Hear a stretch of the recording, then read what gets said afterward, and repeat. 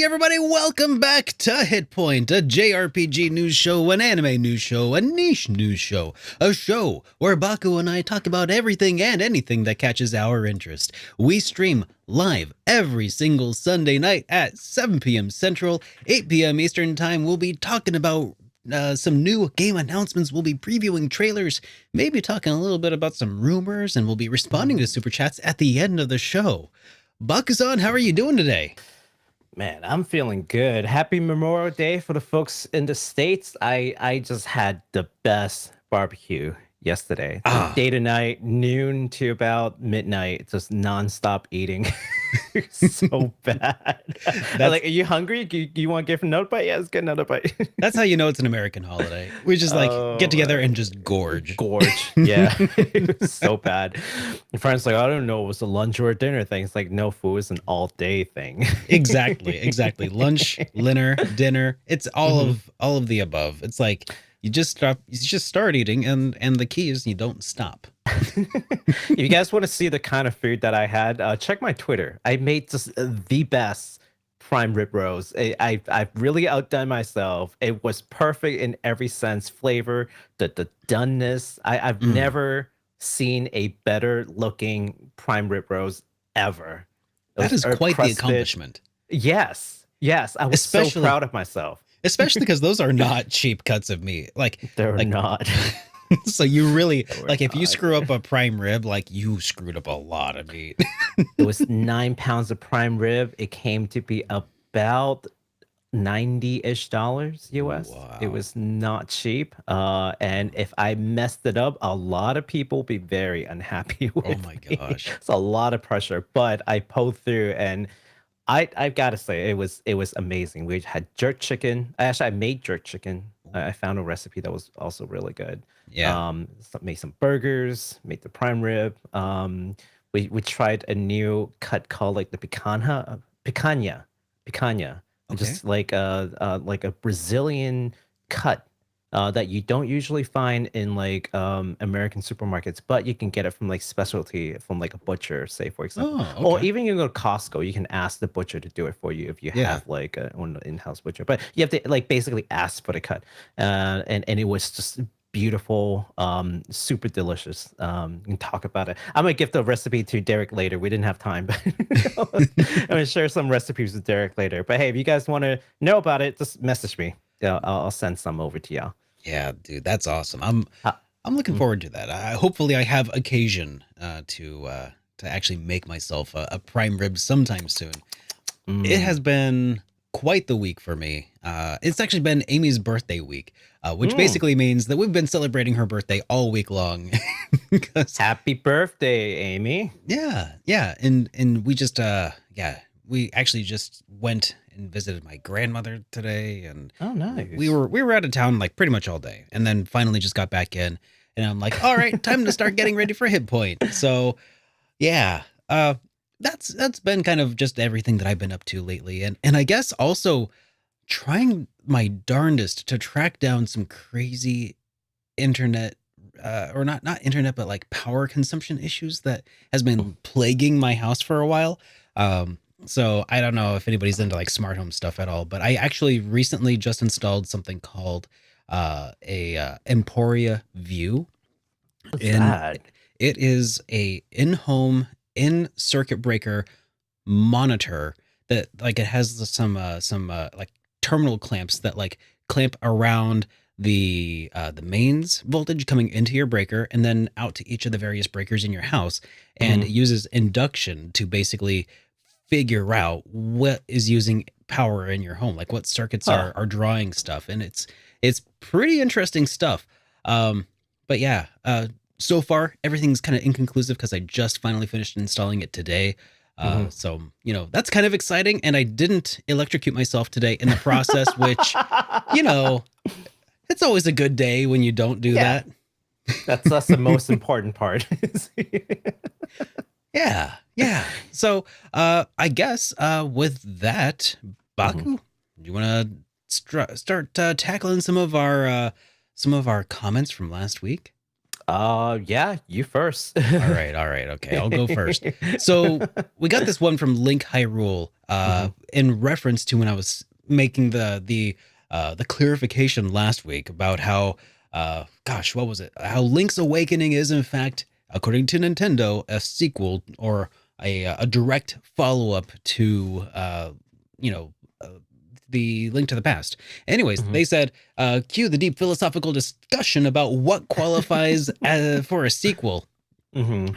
And basically it just goes on from there, kind of talking about like, because there's a lot of different considerations. Like the word sequel, it doesn't really get a whole lot of discussion about like when people say, oh, is this a like the whole remake versus remaster thing that gets talked Mhm. about a lot, but like a follow-up versus a sequel versus a successor, like there's a whole lot of room for wiggle room and interpretation for that word specifically as a sequel. Mhm. And so we kind of went back and forth in a little bit of a dialogue there about kind of our thoughts about whether or not something constitutes a sequel, if it has like director involvement or other creators were involved. Basically, I think what it personally for me comes down to is like whether or not the protagonist is carried forward in the next game. So for like Link to the Past, the Link from that game is canonically the same Link who then goes out on a journey on a boat, and then Link's Awakening begins. And other games that are kind of like that are like the Trails games, which is kind of like nothing but sequels. Whereas whereas games Mhm. like the Final Fantasy games, like sure, they might take place, like some of them might take place in Ivalice, but they're not necessarily sequels to one another, even if they exist in kind of the same world, right? It's just kind of one of those interesting kind of thoughts, thoughts to think Mhm. through about what exactly is a sequel. So Hmm. yeah, what do you guys think? Yeah. Let's nail this down. Let's figure out what a sequels are. What a Put a sequel is? Yeah. Throw your thoughts down in the comments below, and Heck yeah. we'll check those out and talk about them next time. Yeah. Sequels, man. You're talking about main characters. So I'm thinking about something like an Atelier game where Mm. the main character doesn't become, or the protagonist of one game doesn't necessarily become the protagonist of the next game. I mean, there's Ryza, But if there's sure, like but continuity, right? yeah, there's continuity. Like they're there, but they're not like the main character. Or like what is it?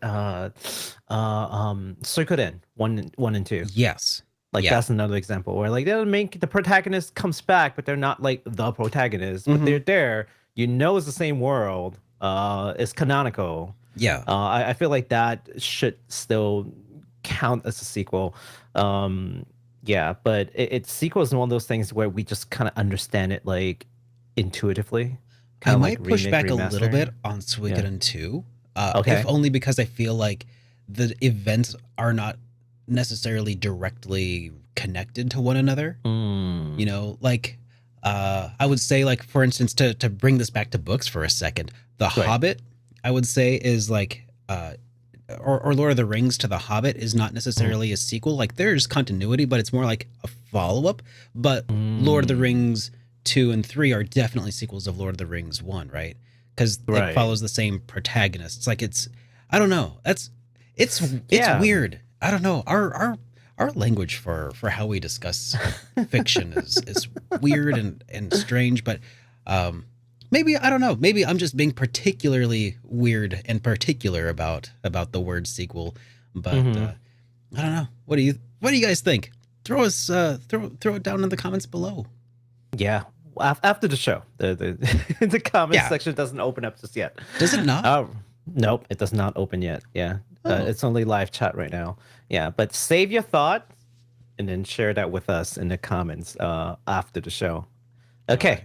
we've got another comment from Lowest Expectation. And this is in reference to talking about RPGs in the PS3 era. Mhm. They say for PS3 games, my favorites were Drakengard 3, better on emulator, Folklore or Folk's Soul in Japan, Tales of Xillia 1 and 2, Rune Factory, Tides of Destiny, Duix, Human Revolution, and El Shaddai, Ascension of the Metatron, Disgaea D2, only play if you play D1, and an Alternatical 3, and all no surge. I think that's what it's called. I gave you the comment with like all of the weird to pronounce items in it.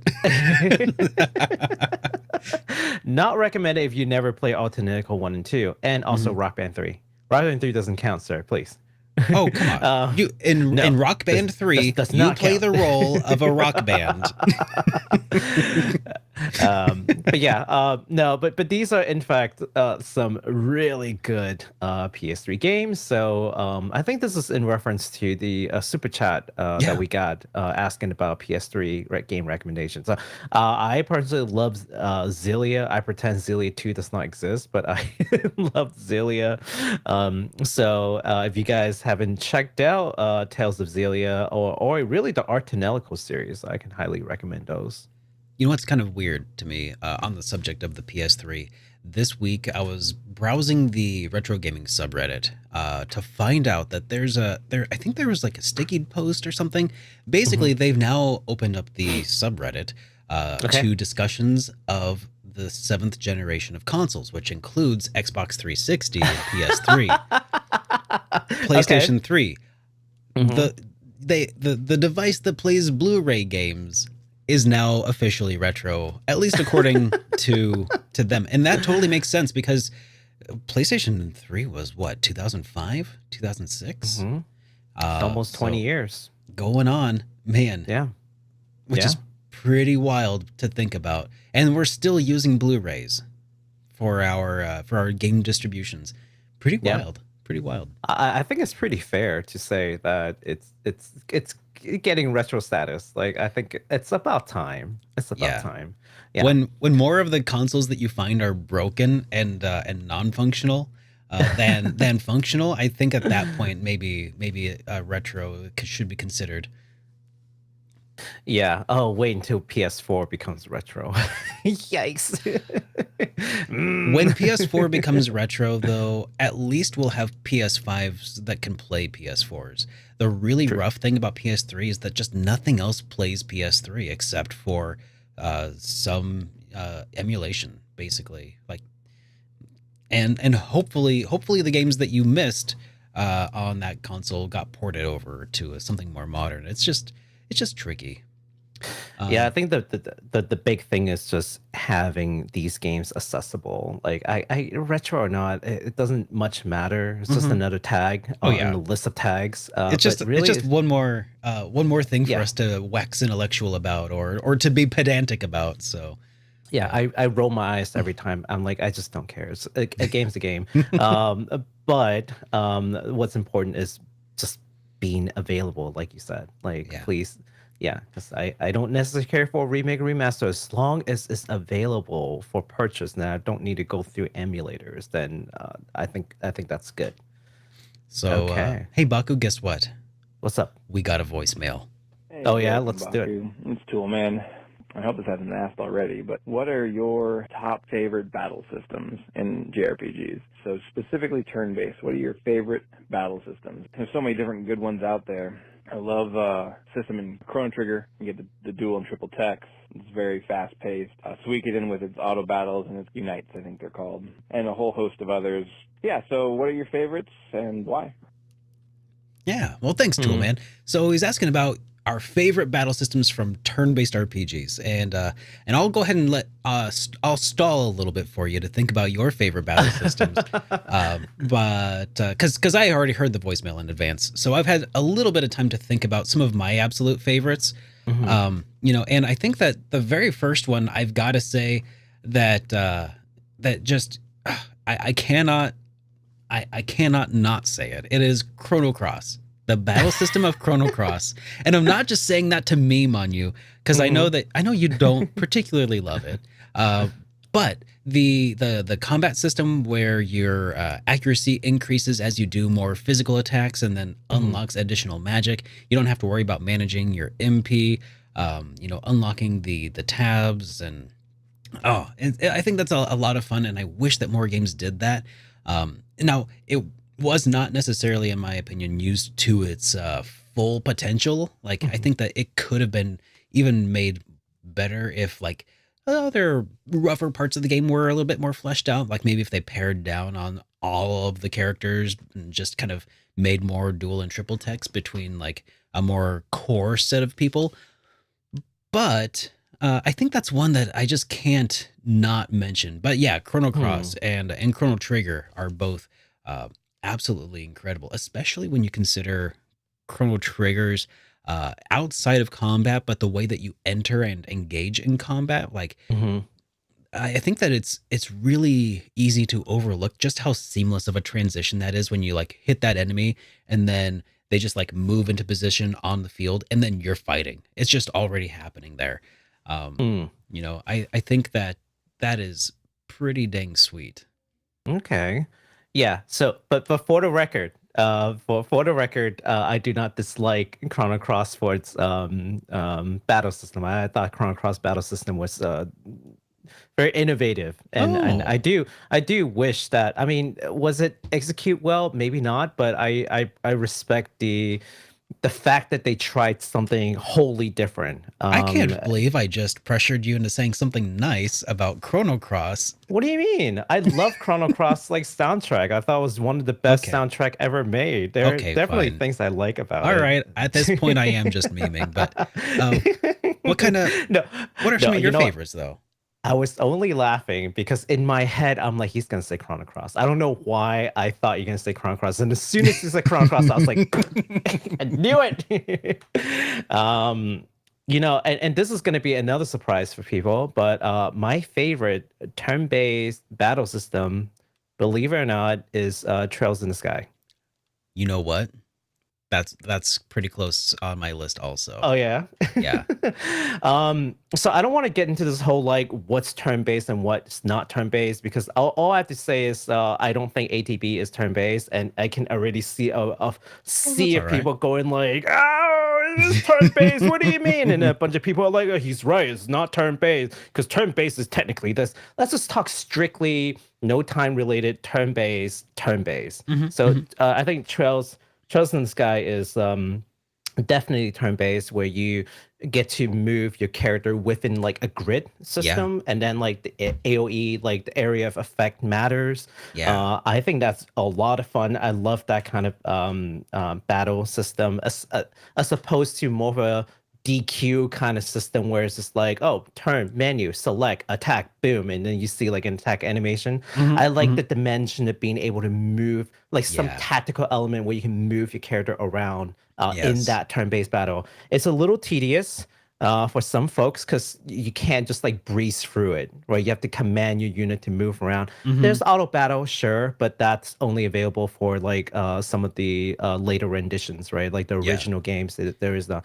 So that have saved my sanity through like some like random, you know, nobody monster battles. But especially when it comes to like boss battles, you have to really think hard, like where you're placing your characters and the turn and how do you know what skill to use, what do you do next. That battle system gets really deep and I really like it. I also really enjoyed the combat system of Octopath Traveler. Being able to strategically like switch people in and out of the back row, being able to build up they're not called brave points, are they? Like not in brave points? What are they? Where you build up the points that allow you to like attack multiple times in a round. I can't remember what it's called anymore at this point. They're not brave points though, are they? That's Bravely Default that I'm thinking That's Bravely Default. Yeah. Which game were you thinking about? Octopath. Oh, Octopath. Octopath is like boost, I think. Boost points. That's it. Thank you. Yeah. Yes. Yeah. So, and I still haven't played the Bravely Default games, and I really should. I just don't have a method of capturing them, so maybe someday down the line. But also just even regular, honest, just straight up Dragon Quest. I think that's a big reason that I just love the genre in general, is that even even just like the bog standard turn-based RPG, you know, like the bottom of the barrel, the you know, the template against which everything else is just kind of crafted upon. is still just so fun for me in some cases, not always, but in a lot of cases it works for me. So even even games like you know Final Fantasy X, Dragon Quest 11 that like only barely tweak some of that system a little bit here and there are still just I love them. Yeah, no, Octopath Traveler is definitely top, like not top, like definitely up there on my list as well. It's like strictly turn-based combat. The break and boost like sort of system. Yeah. Have you played Grandia? Have you played Grandia? I have not played Grandia, no. Oh, Baku. It's one of those games in the past that I didn't get my hands on, and then it wasn't available until like later on through emulators, and I just didn't have the will to go back. But then there's like Grandia like HD, so I don't really have an excuse not to play it anymore. Like it is available, I can get it. When I first played through Trails in the Sky, I was like, this is just an updated Grandia. Like that was my very first impression of it, and why my whole review was kind of centered about how it's like a follow-up to that series, I thought. So if you're into Trails, check out Grandia if you get a chance, because I mean, people spoke really highly of Grandia. It's definitely something I should look into. Absolutely. And if anybody at home wants to send us a voicemail, you can do so too at 785-337-3805. Or otherwise, you could just email us at hitpoint@superderekRPGs.com. Heck yeah. All right. Let's move this along to delays. Yikes. Well, this is going to be kind of a bit of a bummer for people who like getting games. So Front Mission 2's remake is unfortunately getting moved back from June of 2023, which was going to be, next month, to Q3 of 2023, which is couple months. A few months away. Yeah. In their statement from the developer Forever Entertainment, they said, as the premiere date for Front Mission 2 Remake approaches, we have made the decision to postpone the release of the game on Nintendo Switch. The decision is not taken lightly, but in collaboration with the development team, we want to ensure that we have sufficient time to add as many functionalities as possible while proceeding with proper implementation and tests in order to meet your expectations for a modern-day remake. We understand the anticipation surrounding Front Mission 2 Remake and the excitement you have shown throughout its development. Please rest assured that we are fully committed to delivering a polished and faithful remake of your beloved franchise. And there's a link that we'll have down below where you can read that if you, feel the need. But long story short, sounds like they just want a little bit more time for polish, and, that's fine. Let them have it, I say. Yeah, absolutely. We're no rush. We have so many games. And like Front Mission 1 Remake did not meet like a stellar reception, let's say. Did it not? So yeah, I feel like they're I'm hoping that they're taking all the feedback and sifting out all like the hate comments and all the trolls, but really taking like any good feedback and implement it in this remake. That they have another chance to do this basically again. And ChatGPT's working overtime to suss out which comments to pay attention to. Right. Give them some time. Maybe the second one will fix a lot of things that people didn't like on the first one. We'll see. It's the same developer that they're going through this, so they're in prime position to take like all the constructive criticism and put it into the next game. They're also working on Front Mission 3, so the remake. So hey, that this is like second try for them. So I hope they do well. I really do love the Front Mission series. I have not played the first remake, but I do plan on it at some point. Tactical games just takes a lot of energy out of me. But it's one of those series that I grew up with, so I'm hoping they do well. Yeah. Well, that does it. I say that is the end of the bad news. Yes, the end of the bad news. That's the only delay. That's right. The only delay. So it's time for us to talk about some of the upcoming releases and such. Yeah, so we do have a lot of new game announcements because of the Sony showcase and whatnot. So we're gonna go through these pretty quickly. The PS5 port for the Caligula Effect Overdose will be released in a couple of days on the 30th.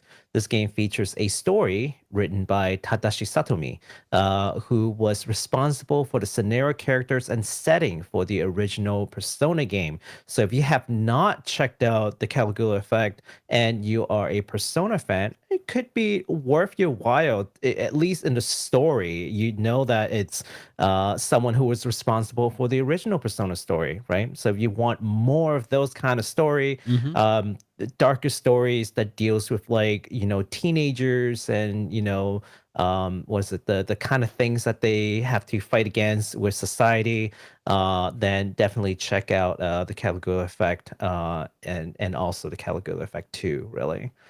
Yeah. Following that, we have Decarnation. We talked about this last week, so it's really kind of more just a reminder that the 2D psychological horror adventure that Baku is continuing to make me talk about, Decarnation, will be released on the 31st for the Nintendo Switch and PC via Steam.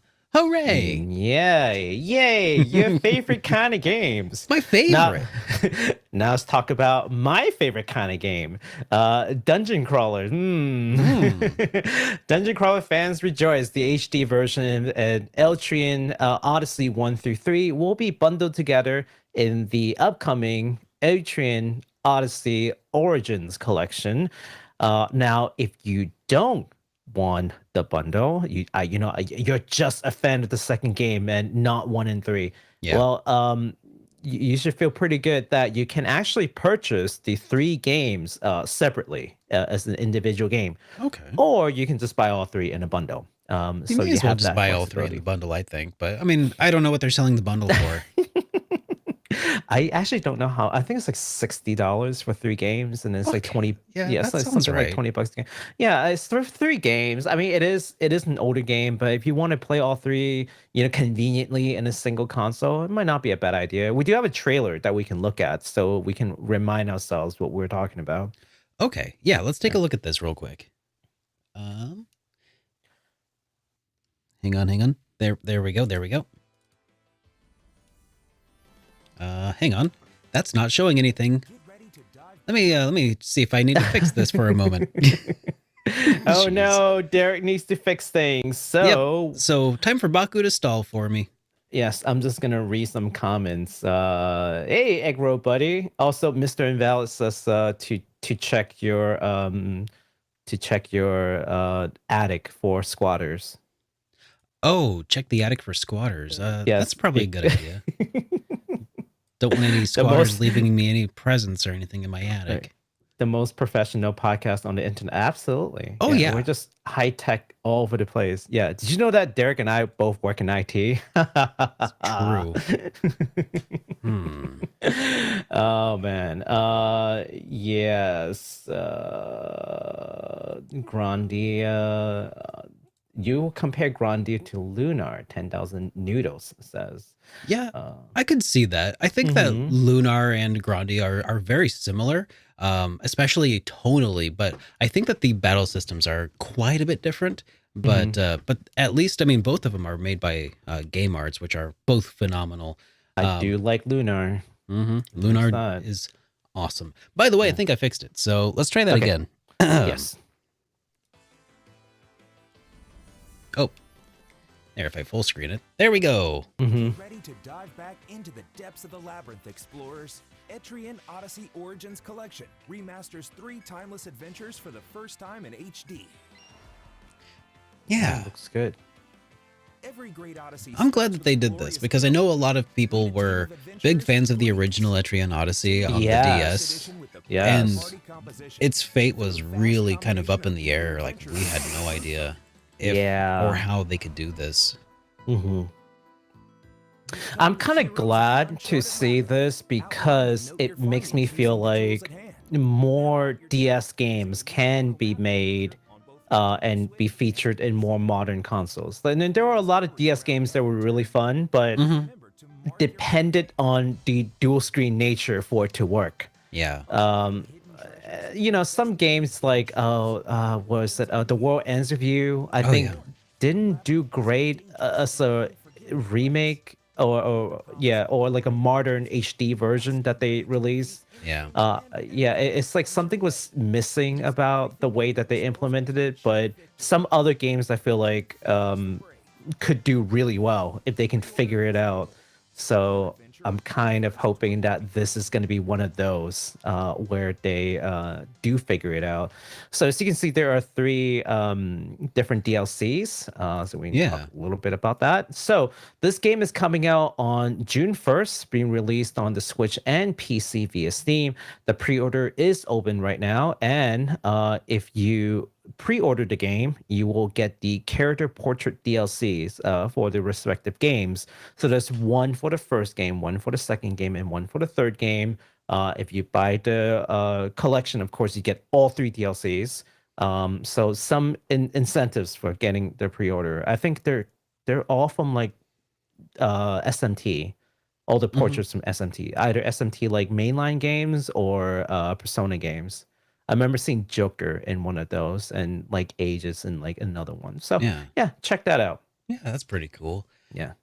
All right. And then finally this week we've got We Love Katamari REROLL plus Royal Reverie. The newest Katamari game called We Love Katamari REROLL plus Royal Reverie will be released in just a few days on the 2nd, which is just what day is the 2nd, actually? I need a calendar here. The 2nd's on Friday. Okay, so keep your eyes peeled for that.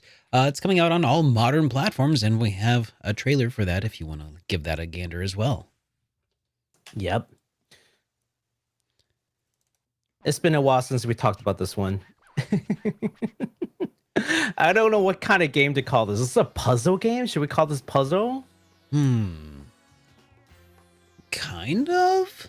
Yeah, like what do we even call this? How do I categorize this? What is a category? I don't know. I wouldn't call it. I mean, sure, maybe a puzzle, but like, it's way more. Yeah, what do you call this? What should we call this? I don't even know. Like, I'm just drawing a blank. What? Yeah. What do we call this? Someone says a genre-defying game. Action puzzle. Action puzzle. Puzzle action. How about a racing game? We'll call it a racing game. We'll call it a racing game. Yeah. Yep. It's basically because the ball is your car and you're just driving around. It's a driving sim.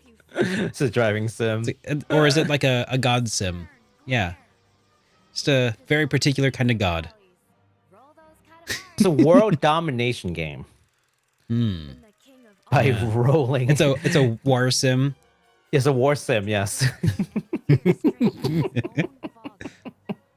Real-time strategy. Yeah. So it's weird. I don't know what I would call this. Yeah, what would you call it? I was thinking about that as I was writing this. I was like, what do I want to call this? Like, yeah, but so yeah, the Royal Reverie, that's like a new game mode that's added to this. That where you can play as basically your dad when he was young, basically. That's what I'm getting from this. Okay, so according to Wikipedia, it's a third-person puzzle action game. Oh, okay. It's action puzzle. I guess. I guess. I don't know. It still doesn't quite seem to fit. Like, but you know what? That's all right. That's for other people to discuss and ponder. Yeah. Yeah. Call it what you want, but man, the game looks great. It just seems like it doesn't do the game justice to just call it a puzzle game or an action puzzle so simply, right? Yeah. But because it's just so weird. it's a weird 'em up is what I'll call it. It's a weird 'em up. Yep.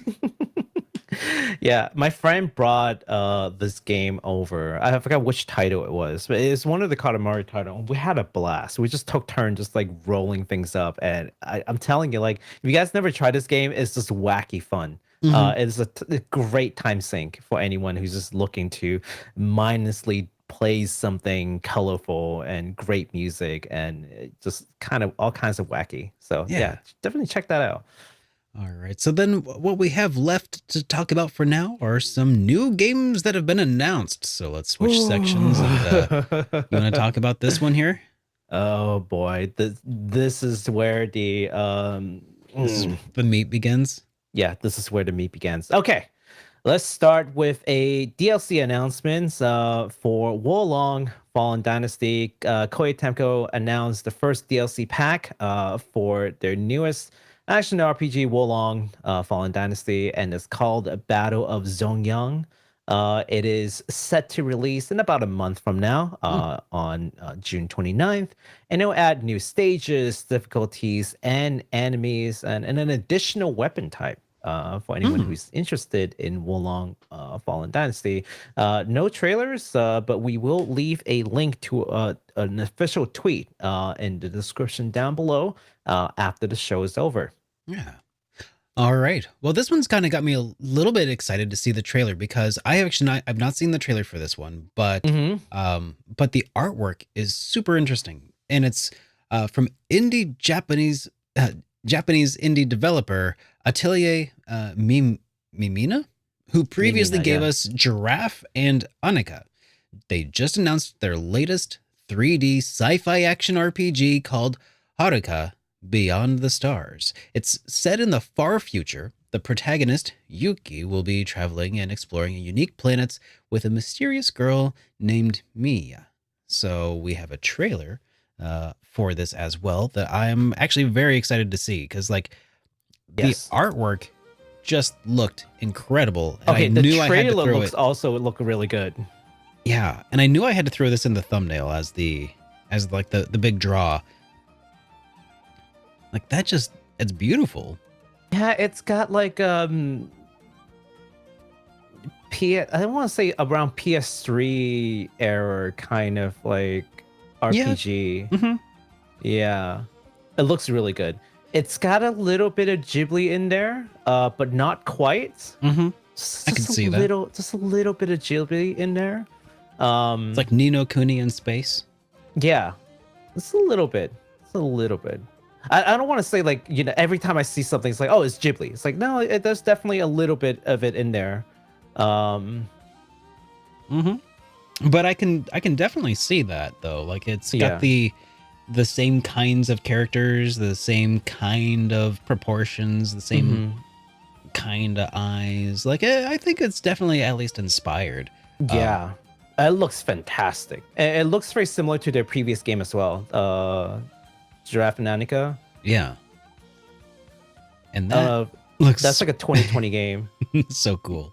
Yeah, I am super excited for this. Super excited. But unfortunately, we're going to have to wait a little while for more details because the game is actually planned for sometime in 2025. Released a little trailer a little bit early, but I mean, that's the other thing is if you thought that this game looked a little too PS3 for your tastes, it's because it is still very early in development. I don't know if they're going to change that very much in the coming years, or if that's kind of just they've nailed down the aesthetic and here's what it's going to look like, or if they're going to continue trying to polish. Who knows? But it's being developed for PlayStation 5, the Nintendo Switch, and PC. So keep in mind, the Switch might hold it back a little bit from its graphical fidelity, but I mean, it looks like it would run really nicely on a Switch, as is. 2025 still having games released on the Switch is crazy, but that is the other thing for sure. Like, I think that's optimistic, but I mean, then again, Nintendo has not even announced or hinted at another console yet. That's fair. Yeah. I'm surprised that they haven't said anything about PS4 if it's going to be available on the Switch. So I'm kind of curious as to why that may be the case. But yeah, it looks heckin' good. Okay, we've got another one here with no trailer. This is coming from Nisa. They have announced the newest Harvest Moon game called Harvest Moon: The Winds of Anthos, and it will be released worldwide on September 26th. it is kind of strange to me that they've announced it, but they don't have like a trailer, especially with Nisa. They're usually pretty good about it. But the pre-order is available on Nisa stores. So hey, if you are a Farming Sims fan, yeah, and you're definitely going to want to get your hands on the newest Harvest Moon. But also, just as a kind of a teaser, we're going to be talking about a lot of Farming Sims games in today's show. So stick around. If Harvest Moon is not your cup of tea, we do have a couple of other titles that we'll talk about. Farming later on in the Sims show. are Farming so Sims, hot right yeah. now. Yeah, right. Right. I remember another episode of HitPoint just a couple weeks ago was like 50% Farming Sims. Are there many repeats? I wonder. I wonder. Well, we'll find out. But before we talk about that, we've got one here from developer Octeto Studios and published by P-Cube called Sky Oceans Wings for Hire. It's a new turn-based RPG that is said to be inspired by Skies of Arcadia. Play as captain of the Sky Pirate crew and engage in turn-based dogfights. You can find the trailer right here.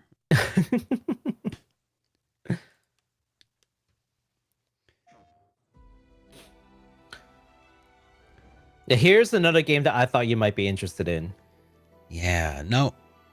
As somebody who's never actually played Skies of Arcadia, I've heard so many good things, but yeah, it's hard to be like, oh yeah, new Skies of Arcadia type of game, because like I don't know if but I think this looks very pretty so far.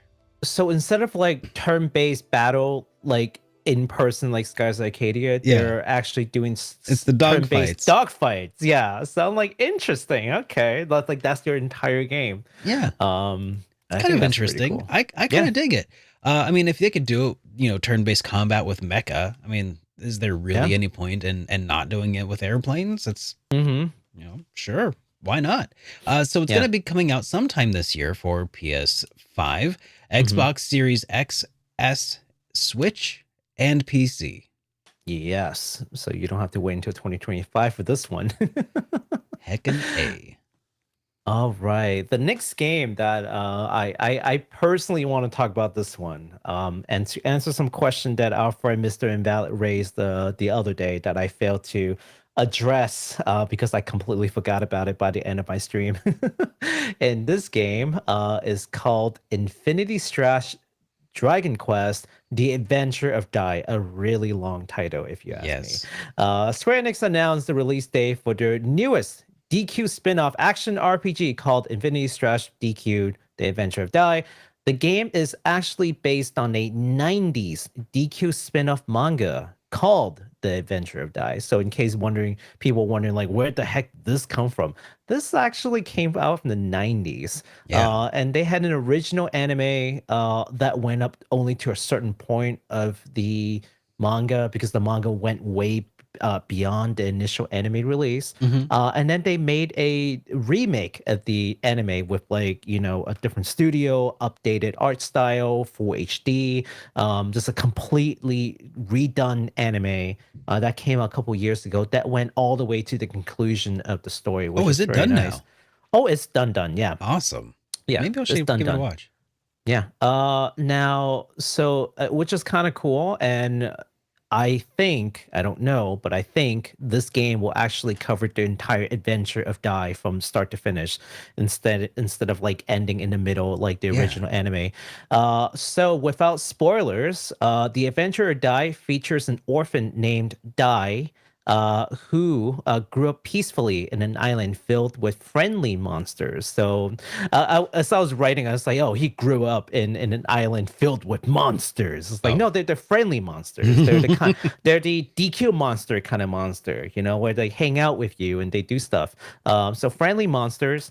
And Dai has always dreamed of being a hero. And because there's this one monster who like chiefly raised Dai, and he's just kind of known as Gramps. And he would tell Dai all like the adventure of the hero Avon, and he wants to be like the next hero, and that's kind of like how this entire like adventure started. Was just he just wanted to be a hero. Yeah. So it's a really good manga series, and I feel uniquely qualified to talk about it because I've been a long time fan and I've read every single volume. Oh, that's awesome. Yeah. So what exactly is a Strash? Which is what Mr. Invalid asked. Like, what's a Strash? Infinity Strash. What the heck is a Strash? Okay. So, I know what it is. Can I guess? I think I do. You? Okay. It's the mix between a strike and a slash. Maybe. Now I don't know where the word actually came from, but it's actually the name of the ultimate technique that the hero Avon used to defeat the Dark Lord 15 years prior to the event of the story. So, so the word Strash, that's where it came from. It's probably, like you said, a mix between a strike and a slash. So there you go. There you go, Mr. Invalid. Hopefully that answers the question of what exactly is a Strash. What the heck is that? It's a technique it's an in universe technique. Yeah. And we do have a trailer, English trailer this time that we can take a look. Yeah, what? Sweet. Yeah, I know. English voice acting. Can you believe that? No, I can't. Here, let me add that to our list of trailers real quick. Let's do it. Hang on. Oh, I thought that was the only one. Oh, no. Yeah. There we go. I'll just You got it? There we go. There we go.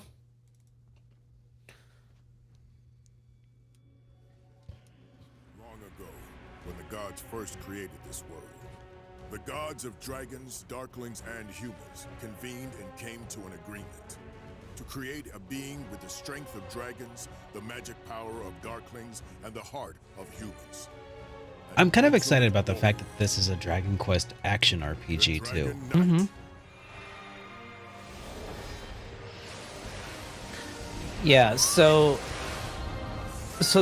well, I mean, now that they said it in the trailer, basically Dai is like the descendant of Dragon Knights, which again, like the trailer just said, is the magical power of demons, the strength of a dragon, and the heart of a human, right? So he's sort of like the ultimate being. Life form. Basically. But he didn't know that growing up. Oh yeah. Because he was an orphan. He was just raised by a bunch of monsters. They didn't even know that he has these powers, and discovering his power and just like seeing like the reality of what it means to be a hero is basically like the premise of the story. Does he grow up over the course of the story? Because I think I've seen a few different character models of him so far. He matures, but he's gonna be basically the same design. Okay. Like he'll wear different like armor and have different like visuals as the story progresses, but as a person, cool. He looks more or less the same, just more mature by the end of the game, the end of the series. Yeah, you know what? If they can make this gameplay, if they can make this game a replacement for watching the anime or reading the manga, like where it does not omit anything, and then maybe then some, and like side quests and stuff. That would be cool. I would love to play this. Like this could be an incredible game. I'm definitely playing this just to relive my childhood. I am so reliving my childhood through this. But yes, if you pre-order now, you can get the DQ3 hero outfit, which I might actually pre-order after the show. The game is slated to release in September 28th of this year on PS4, 5, Switch, and PC. So plenty of ways to play. Yeah, awesome. Well, next up, we've got a little known game from NISA. They've given us an international release date for the upcoming game called Disgaea. I don't know. Who knows? It could be any disgust.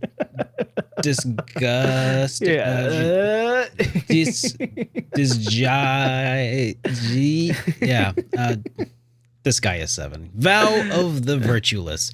And we have a story trailer teaser for it as well. Heck yeah, let's go. All right. So, of course, if you're into Disgaea, you're already over the moon for this. I've never played a Disgaea game. I wasn't sure if like Derek just wasn't able to pronounce it or he was just having a stroke. Yeah.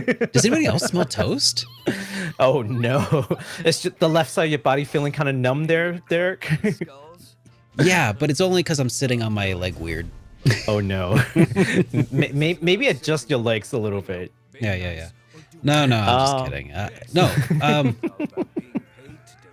But yeah, this Disgaea art looks pretty dang incredible too.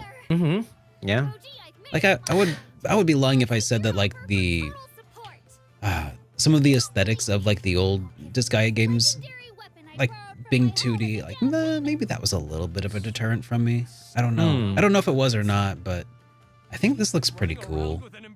Disgaea series is a fun game series. It doesn't take itself very seriously, as I understand it. Yes. It's 50% plot and 50% jokes. And I quite liked it myself. The fact of the matter is, Miss Perillica is not simply here on holiday. She's here to collect the 7 And like there's a lot of post-game content. Yeah. Like you play through the main mainline story, and then you're like, okay, I'm done. No, that's just the beginning of the post game. Like you go up to like level 100 for like the main game, and then like you can go up to like level 99,999 for like the post game sections and all the DLCs, and yeah, it gets pretty crazy. Yeah, I see that like the numbers like just do 9 million damage with one hit. It's like, yeah, it's just ridiculous, right? Yeah, 10 trillion damage. Sure, why not? Why? It's kind of a funny way to like lampoon the whole concept of like games that do like extra damage, to be like, oh, look how powerful this attack is. And you're like, well, my game has the most powerful attacks of all time. Oh man, yeah, I really like D1 and D2. I think I played some of D3, and then I just like didn't really continue on with it. But for all the games that I played, I really liked them. That's cool. Well, if you are into these, then expect to be playing them in early October, because they're coming out on the 3rd for North America, October 6th for the European Union, and the 13th for Australia and New Zealand for PlayStation 4, PlayStation 5, and PC. And the Switch. And the Switch. Yes, there it is. And the Nintendo Switch. And the Nintendo Switch. Just almost forgot you there. But don't worry, Mr. Invalid's here, so I remember the Switch. Oh, perfect. Yeah, his favorite system, by the way. All right. Next up, we've got... oh my God. This is where the headache begins. Okay, so we had a lot of games that were talked about, shown on the PlayStation Showcase that happened on the 24th. We will not talk about every single game that were shown, but we will talk about a couple that we feel that you all would be interested in. Starting with Phantom Blade Zero, which is being developed by S-Game and Cruel Man Studio. It is a new action RPG with like super smooth and fast-paced combat, centered around a protagonist who is set to only have 66 days left to live. That's right. Yeah. So before we look at the trailer, I do want to correct something here. Some media outlets is misreporting this as a samurai game. That is not true. I think they see like the straw hat in the store. They're like, oh yeah, this is samurai. It is not a samurai game. This game actually features Chinese martial arts, wushu, with a blend of like a steampunk and traditional Chinese aesthetics. So just to clear the air, it is not, and I say not, a samurai game. Let's take a look at the trailer so we can see it for ourselves. Okay. Yeah, let's take a look here. Man, I don't know about you, but I can't wait till we talk about Square Enix's Splatoon. It's not here. Oh, shoot. Yeah. I was gonna include it, but then I'm like, we're just gonna pile on and crap on it. I know. It's not even RP. I'm gonna let this go. I don't want my blood. I saw the Square Enix logo and I was like, and then they showed that and I'm like, but yeah, this looks cool. This trailer got me really So like I very think one interested. outlet wrote samurai game, and then you know how outlets like to copy, like, oh well, here's the samurai Oh, game, copy and then the paste. outlets like, oh, here's the samurai game. Yeah. So no, it is not a freaking samurai game. Mm-hmm. Now, I mean, to be fair, when I first saw the trailer, I was like, oh, cool. It kind of looks like you know, Like a Neo kind of deal. I was thinking Neo. I was thinking Mm-hmm. the Ghost of Tsushima. I don't know Yeah. why my mind went there, but like, you know, I can see that, yeah, but you weren't reporting on it, right? that's true. That's true. So I feel like they should do some like fact checking before they decide to like announce it as such, if that makes sense. I mean, the fact that the blade is not curved should be a pretty dead giveaway that it's not a. Yeah. I mean, yeah. But yeah, that I studied Wushu Wushu. I looked is at it. I'm pretty like, it's rad. Wushu. I'm like, this is not a samurai game, guys. Please. But yeah, but there's so the steampunk elements coming in, or the I don't know what. Well, they call it steampunk. That's a word that's taken from the developers. Okay, so I didn't Okay. decide that this is steampunk. They said steampunk. Okay. Yeah. Just want to make that clear before people go like, that's not steampunk. Hey, don't get mad at me. I took that wording directly from the developers, okay? That's right.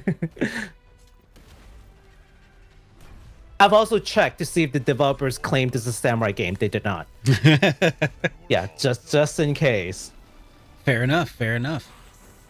I've given the outlets a benefit of doubt. I'm like, did the developer called it a samurai game? Is that the reason why? No, they did not. Yeah. Yeah. This is closer to like Wolong kind of like Now, I will say a lot of the combat looks really cool, but I also noted that like a lot of it that I'm seeing here just yeah. feels like like the Cinematic? game's playing itself. Yeah, a cinematic.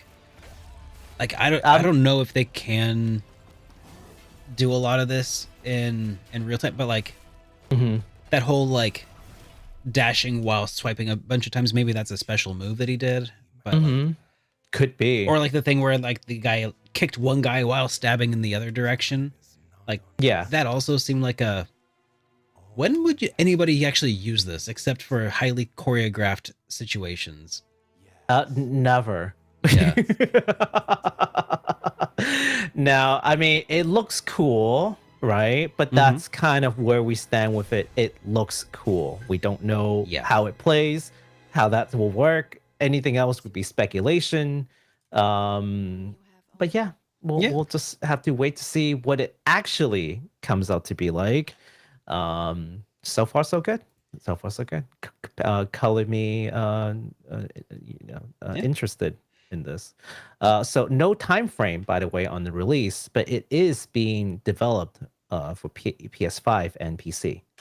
Now, this next one is actually kind of exciting to me, not because I personally care about it, you know, but because I know some people who really loved the original, and having Alan Wake 2 announced was, man, I just know that their face lit up when they heard that it's finally happening. Because this has been such a fan favorite for so long, and the fact that they announced it at a PS5 event was kind of interesting. You know, because previously Alan Wake had been a Xbox 360 exclusive to, you know, a sequel to a retro game. Anyways, so survival horror game Alan Wake from Remedy Entertainment is getting a sequel called Alan Wake 2, and we have the trailer for it also. Let's do it.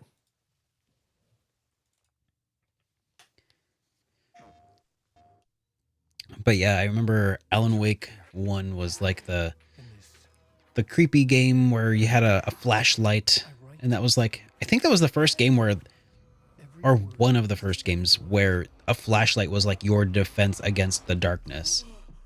The darkness. The darkness. I'm glad you're on this case with me, Anderson. It's right. But man, how long must this have been in some kind of development? Kind of surprised that it wasn't. Special Agent Robert Nightingale. Yeah. So you knew Al Victim? Kind of surprised that there wasn't more information about this leaked prior, or maybe there was. I just don't follow leakers. Yeah, I've seen some leaks, but It's for us. The text is about I don't take it too seriously until I see like the real thing. So yeah, that's right. Alan Wake is he's an author, right? Yes. He's a horror author who gets like sucked into his own writings or something, which is something like that. Something like that, yeah. I never played the original because, you know, horror games aren't exactly my forte, and I'm pretty That's your sure favorite genre. I might spontaneously combust if I ever plugged in an Xbox 360. The red ring of death. Is that 360? Yeah. Uh-huh. And it just bursts into flame. Alan Wake 2. Man, that's exciting. I'm happy for everybody who's been waiting for that since forever. It looks so good. It does. It even looks though so good. I mean, even though it looks a little scary. Anyways, yeah, you saw it's coming out on the 17th of October, so just in time for Halloween. It's coming out on PS5, Xbox Series X, S, and PC. Almost said Switch, but nope. And Remedy Entertainment also revealed that Alan Wake 2 will be a digital-only release across all platforms as a way to keep the price of the game at $60 on consoles and $50 on PC. Yeah, I think that's the big piece of news that I just like completely forgotten to add in. I was like, as we were reading, I was like, oh right, I forgot to add this piece of information. Here you go, Jared. Read some more. I wonder if PlayAsia will come to our aid here in this case. That's a good question. I don't know what that's going to be like at the end of the day. You know, I was thinking maybe companies like limited what is it, limited run game, there's something like that would be able to handle like a limited time physical release. That would be interesting. For a non-PlayAsia solution anyways, because PlayAsia really, they're just releasing the physical copy of like Southeast Asia, and we just end up buying it, right? But that still requires the company to publish it officially one way or another. Whereas like a limited run games, kind of like limited run physical, is very different. They treat it more as a like a limited time item, and that's it. But the game will otherwise not have a physical release. So I could kind of see something like that. Yeah. All right. Next up, Konami really surprised us with this one. I didn't think they were in the business of making games anymore. So what did they surprise us with? A teaser trailer for the newest Metal Gear Solid game called Metal Gear Solid Delta Snake Eater, a remake of the Metal Gear Solid 3 game. It's not much of a trailer, but it is kind of a teaser. We can take a look at it so that we can kind of like geek out together. Yeah, sure. You know, I was a little bit like, I was very surprised, and then I was really excited, and then I was like, wait a minute, Kojima's not involved. And then I was like, oh, he doesn't have to be involved because it's a remake of a game that he already directed. So as long as they remain faithful to it. I am kind of split on this. On the one hand, yes, Konami did not treat our friend Kojima with the kindness of of departure, right? But on the other hand, you know, Konami as a company is made with many people, and maybe the people who made those decisions aren't even in the company anymore, right? So if Konami wants to make good faith efforts to make games again, sure, you know, let's see what that looks like, right? Let's see it. But if it turns out to be another hot mess, then we know. Yeah, if they pump it full of microtransactions or something, then let's not. But freaking EA games, We'll just see what happens. I'm kind of hoping that they would, you know, go back and make some games, because, you know, Suikoden is Konami. So I'm hoping that they come back you know, turn around and make some good games again. And, you know, maybe Suikoden could be next. And other Konami games, like, I don't know. What's one that I Ganbare really Goemon? liked? Sure. That's one. Yeah, that's one for the platformers out there. Zone of Enders. I would love to see a new Zone of Enders. Like a new modern Zone of Enders would be amazing. But it requires Konami to either release their IPs or actually go back and make good games again. Yep. One or the other, right? That's right. So fingers crossed that they actually go and, you know, try to make some good games. Oh, Castlevania is another one, right? Yeah. Oh yeah, Castlevania. Yeah. They have a lot of great IPs. For years, they've kind of turned their backs on gamers and just like didn't really like, you know, make anything good or new. Yeah. That could change. They're coming up with the Suikoden HD like remaster release. How about a new soon, Contra? right? Oh, a new Contra would be interesting. Could be. New Contra would be interesting. Yeah, but there's so much potential. So I'm rooting for them to come back with these games. Yeah, right. You know, for the longest time, my hope was that they would just sell off the IPs when they realized they no longer made games. This is okay as a second option. You know, if they're gonna do it right, then you know, let's hope for the best. Yeah, fingers crossed. I mean, there's I'm nothing not getting to go my hopes off on up right yet. now. Not getting my hopes up. I'm gonna hype responsibly. Shop.superdarkrpgs.com. But heck yeah, get the shirt. But otherwise, yeah, I'll just keep my mind open for the time being. Let's see what they do. And we'll judge... Silent Hill. They had this whole thing with Silent Hill that they're coming back with, right? They are trying to come back to games. Give them a little bit of space. Let's see if they can get it right. Yeah. We'll judge the food by the taste, right? Absolutely. Yeah. All right. So next up, Capcom had a surprise for us. It's just killing it right now, giving fans yet another game to look forward to. The that's not right. The highly anticipated sequel to the narrative-driven action RPG Dragon's Dogma 2 is coming. Speaking of sequel, let's take a look at the. No, that's not on there. Let me grab that. No, it is. I see. I see it. Okay. Yeah, I got it. Thank you, sir. Oh, wait, huh? I don't know. That's weird. I think the I have to click it. Yeah. Nope, that didn't work either. No, I think the address is incorrect here. Yeah, hold on. Give me a sec. I think I got it. All right. Just a second, guys. Working through some technical difficulties. But yeah, sorry for the fake out on the Breath of Fire thing. There we go. Low-hanging fruit. Did you figure it out? Yeah, I posted in the chat. Oh, posted in the chat. Oh, okay. Yes.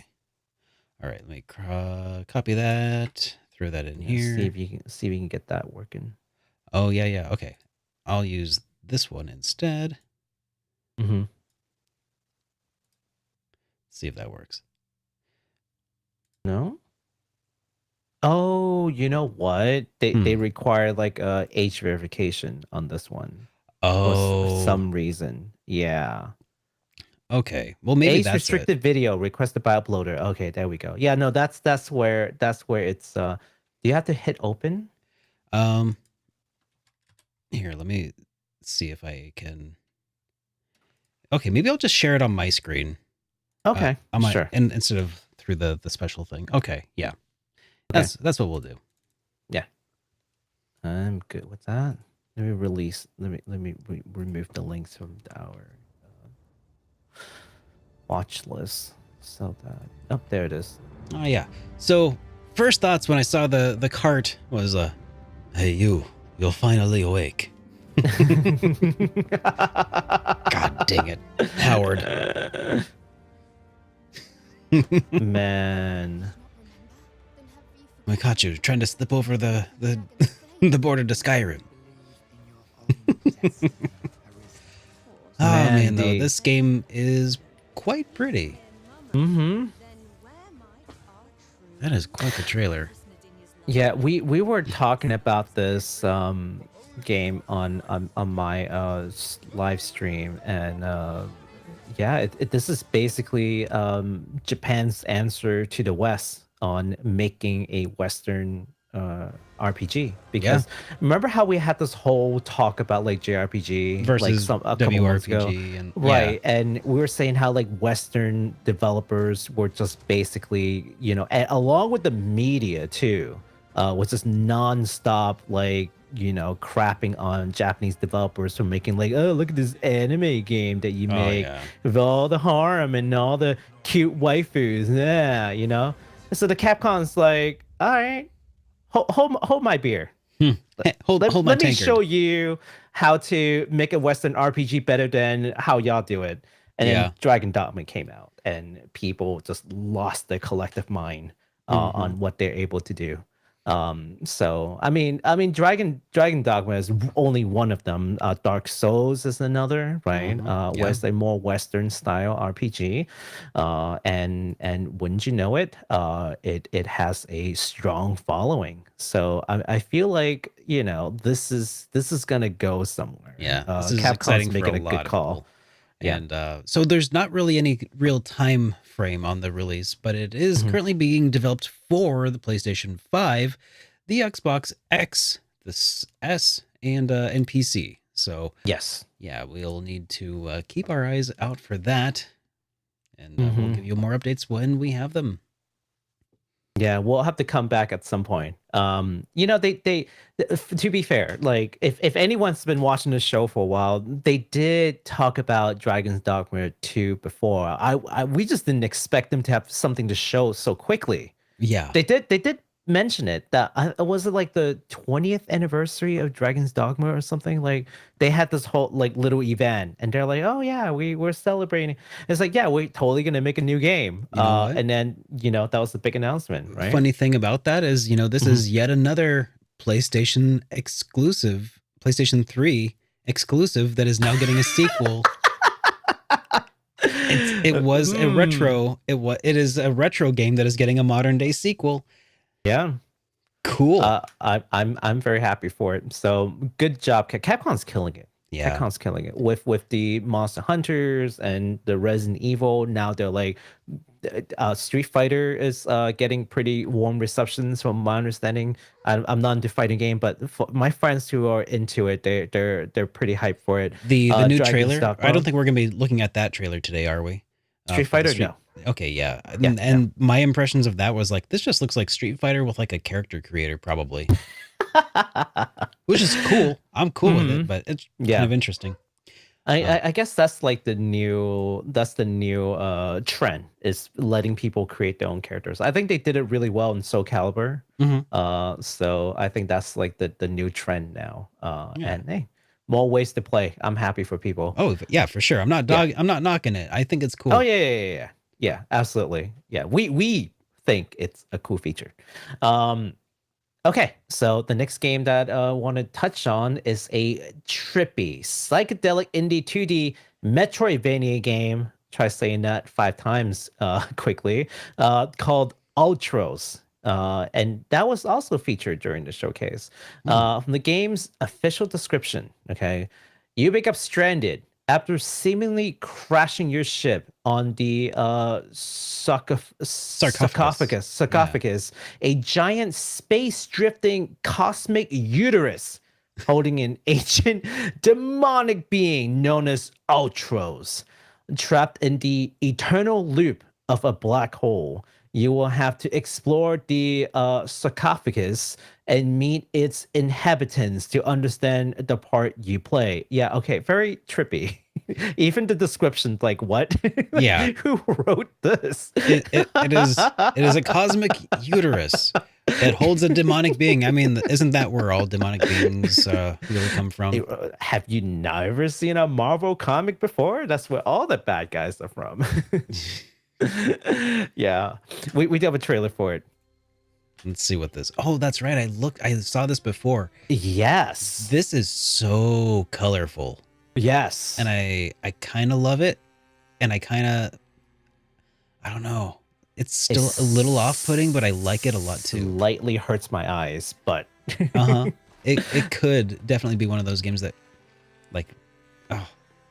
Now just imagine adding like a glowy or tracer effect to the character and like something out of like just really make everything glow. Why not? Oh, there it is. He had a little bit of that glow effect there. I think the art looks super amazing. It does. Like the aesthetics. Man, Then you get it's the almost fast-paced distracting. action. The backgrounds are so bright that it's that's cool. The enemies are even brighter. I know. And it has to be. You have to make them Right? even brighter because otherwise they just get Right. lost in the background. Exactly. That's got to be such a balancing act to handle, and I wonder how Yeah. it'll be in the long run. But Yeah, that's a good question. yeah, it's pretty wild. Ultros. I mean, the music's pretty too. You know, it's cool. Yeah. This game has a planned release sometime in 2024. So sometime next year on PS4, 5, and PC. Yeah, looks pretty good. So before we dive into the next game, let's rewind the clock just a little bit to the far off time of 2018. Super Derek made a video on his channel that did fairly well called Games That I'm Hyped For in 2018. And in it, I was so hyped because I had seen this trailer for a game called Granblue Fantasy Relink. And I made sure that I was like, I'm hyped for it. I don't know when it's coming out, but I'm hyped for it right now in 2018. Yeah. Well, I think we might have gotten our answer here pretty soon. So, yeah, the game that I was hyped for back then, and that Baku was hyped for now, a new party-based action RPG from Cygames called Granblue Fantasy Relink. Man, this game will feature Japanese and English voice acting, and we got a new trailer for it, Yes. and a launch window as well. So let's take a look at Granblue Fantasy Relink. I was I was so hyped when I saw this. I was Man. so hyped when I saw this. Man, it looks good. Yeah, it really looks kind of ridiculously good. Yes. Now, granted, my standards for what looks incredible now and then has changed a lot since 2018 was prior to the launch of the PS5. You know, my baseline has moved, but it still looks really incredible. Yeah. But man, this was my first game that clued me into what the next generation of games would look like. Back when the PS4 was still modern. Yeah, I do want to like make a mention of this too, and that is the whole thing between Cygames and Platinum Games. So Platinum Games worked on the battle combat system. And a lot of folks, you know, towards the end of the contract, basically, Platinum Games is like, okay, we've done our part, you know, gonna pass this back to Cygames now to complete the game. Yep. And then I think people just sort of like misinterpreted that as like, oh, Platinum Games is backing out on this one, and just kind of throwing shade. It's like, no, they're not throwing shade. They're just saying that their part is done. So back to Cygames because they are the IP owners. So stop asking us when the game is going to come out. We did our part. Like, we're contracted to do this thing. We completed it. Here's our announcement that we completed our part. You know, over to, because a lot of people were very interested in the game. Like, oh, when's it coming out? When is it coming out? What's with all the delay? And they're, you know, Platinum Games probably getting like some shade. Yeah.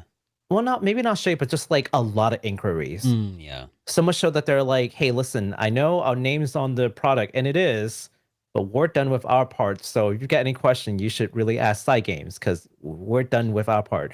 And I think people have taken that up as like we're done with this game, like in terms of like our relationship with Side Games. Yeah, that's not the case. Nothing has indicated that. I've read all the initial announcement. I read all the initial reportings in Japanese.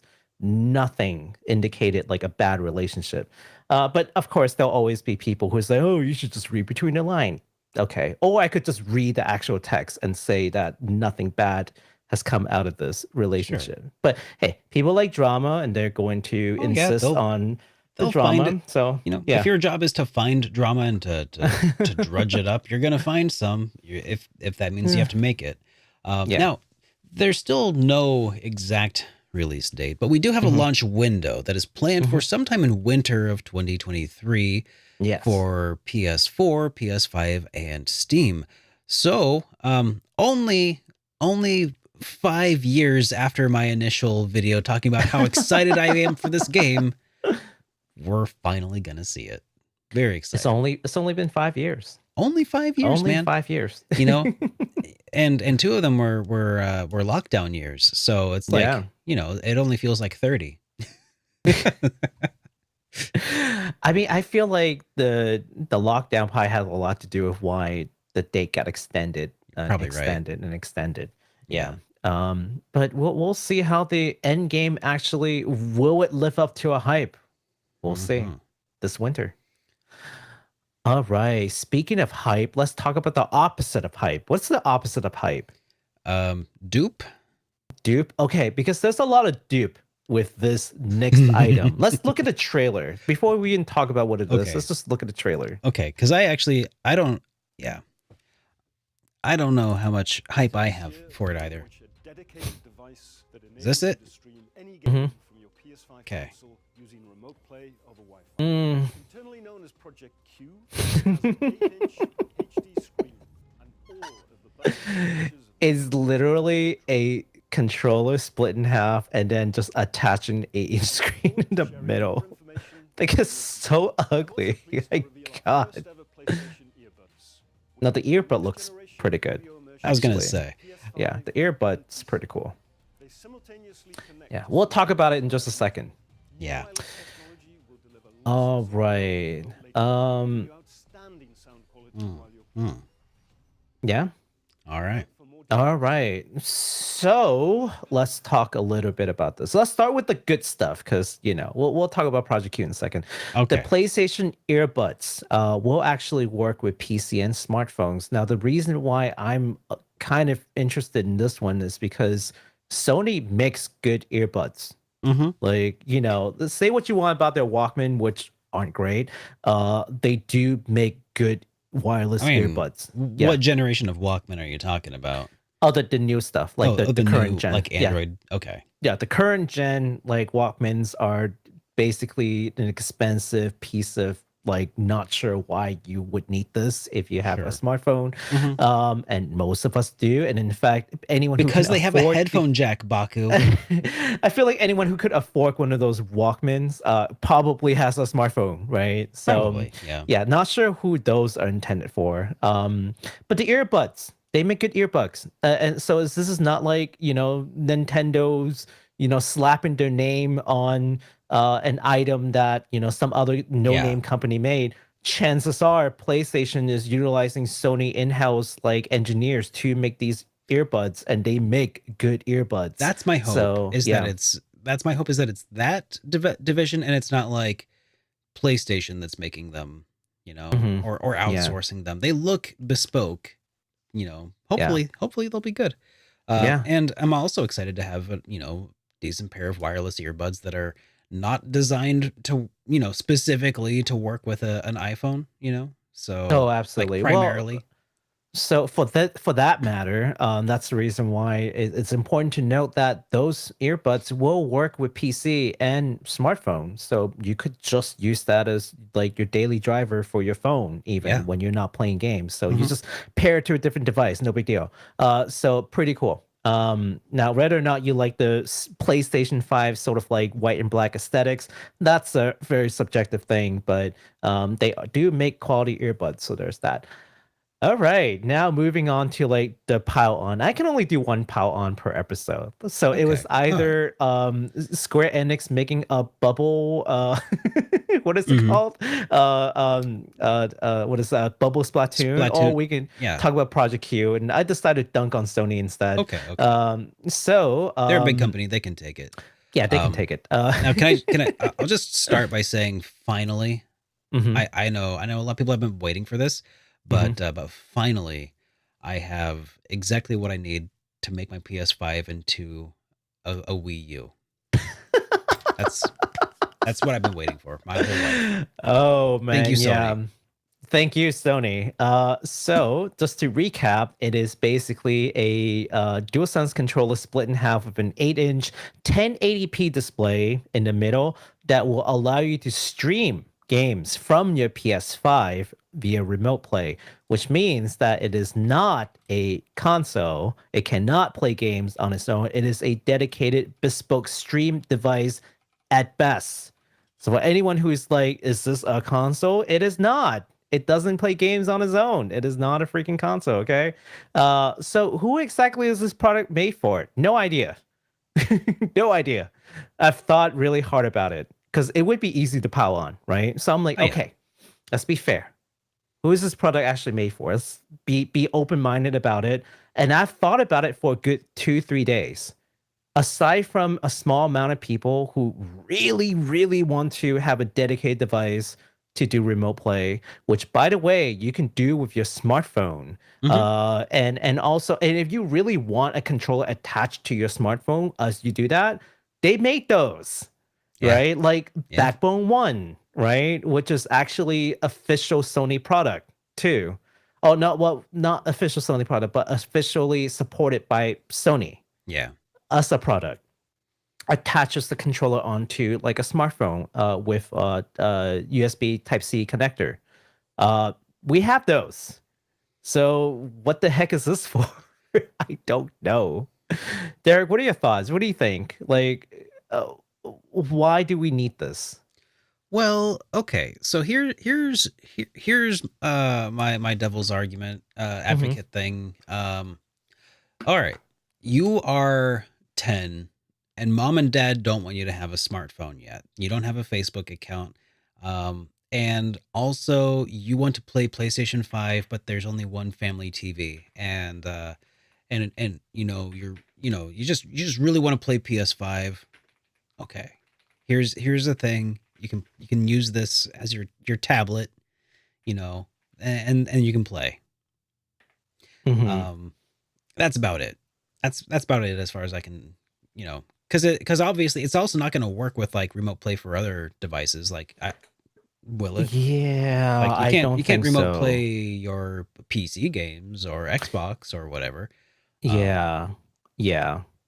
It's only off of the PS5. And Yeah. I think they've made it very clear that you can only stream games from your PS5. So not Yeah. even off your PS4. So if you don't own a PS5, this product's automatically useless Now, to you. best case scenario, my thought is someone's going to jailbreak this thing. It's going to be, let's say maybe you could buy it for like $150. That'd be all right. Somebody jailbreaks it and suddenly it's probably a pretty decent retro emulation machine. That's like my best case scenario, for this thing. Someone's going to jailbreak it, load on some custom ROMs and emulators, maybe make it work with a PC also. It's gonna be one of those things that's gonna be subsidized by the market if it does well, or maybe it's gonna be like the PlayStation TV where Sony releases it, kind of says, here you go, and then they forget about it. That's entirely another possibility. But it's the community support that's gonna like make it useful later. That could be interesting. And the controller itself at least looks somewhat comfortable. So it could be, a cheap deck. Yeah. They're going up against tough competitions for sure. Yeah. But that's going to be, something for people smarter than me to tinker with for a few years, and then sometime it's going to be Or maybe it's just gonna have like stock Android. And they just flash it with a custom ROM or something. Who knows? I can't wait to see this thing come out. So it's been rumored to come out sometime this year in November. We'll see. I personally think the aesthetics, like, it's just terrible aesthetics. It's just it's got these sharp edges all over. It looks like it can cut you if you don't handle it correctly. I don't know what they're thinking. It looks a little breakable. Oh, it looks extremely breakable. Like it looks like it would just, if you just twist it a little bit wrong, it looks like it would just to snap out, right? I don't know. I mean, maybe when I get my hands on it. I mean, because Sony's been making some pretty decent like VR gear. So maybe it's stronger than it looks. Maybe.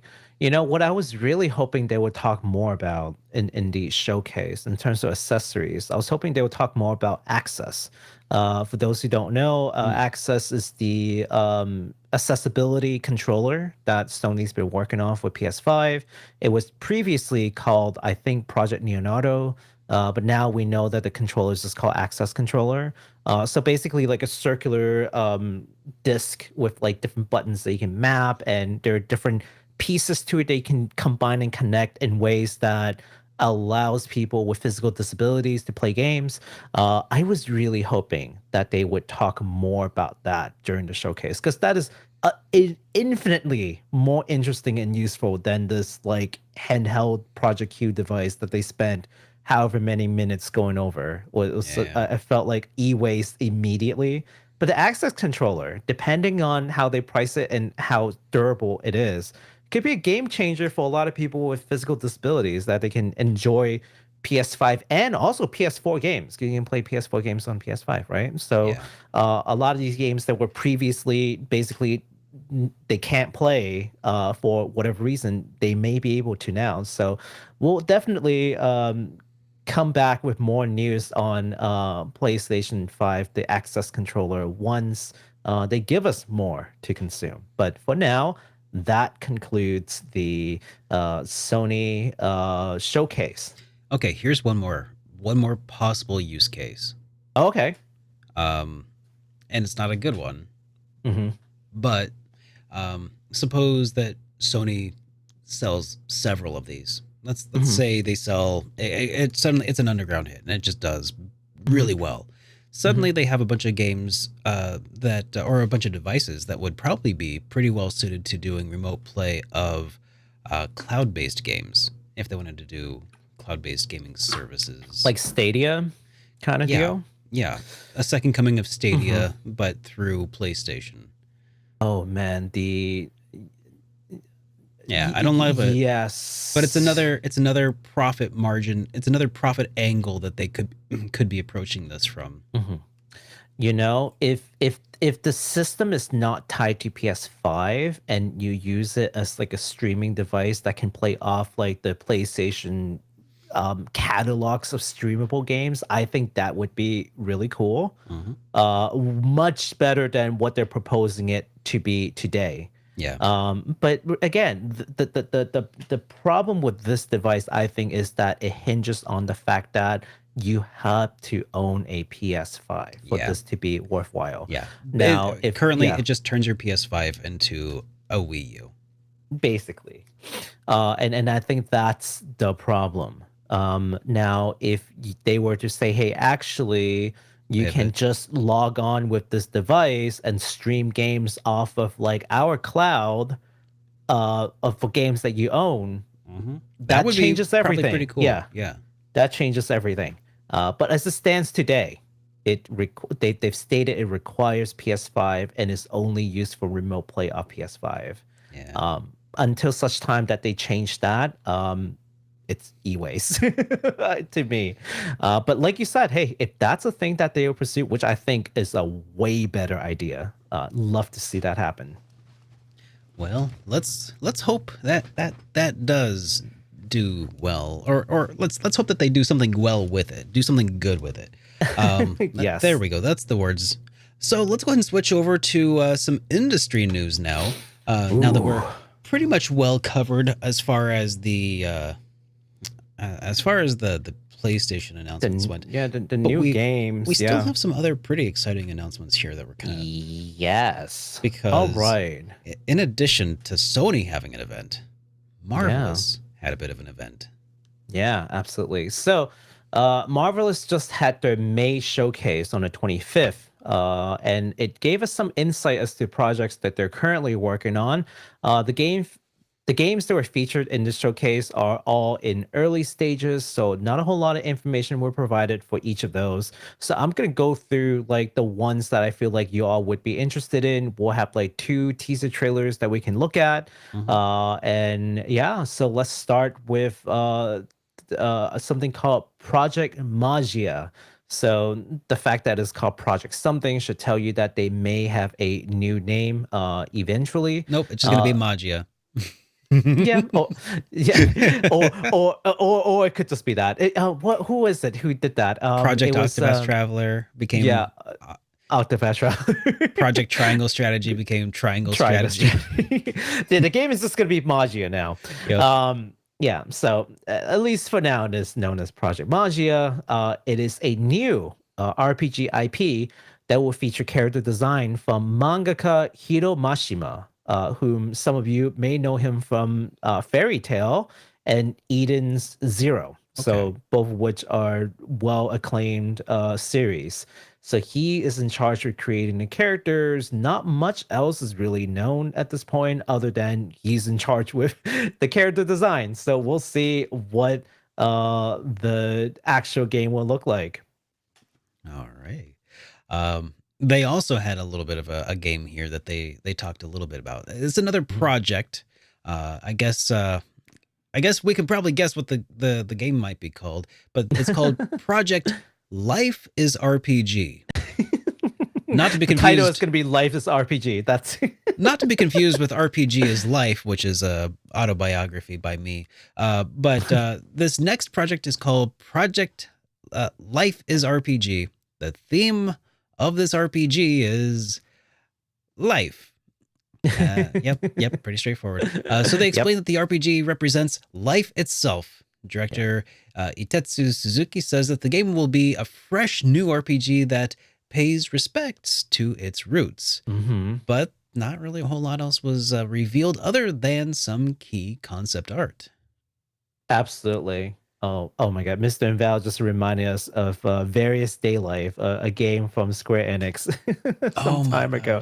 That thing. Yep. I forgot about that thing. I forgot about that thing too. Yeah. Yeah. But yeah, not much is known.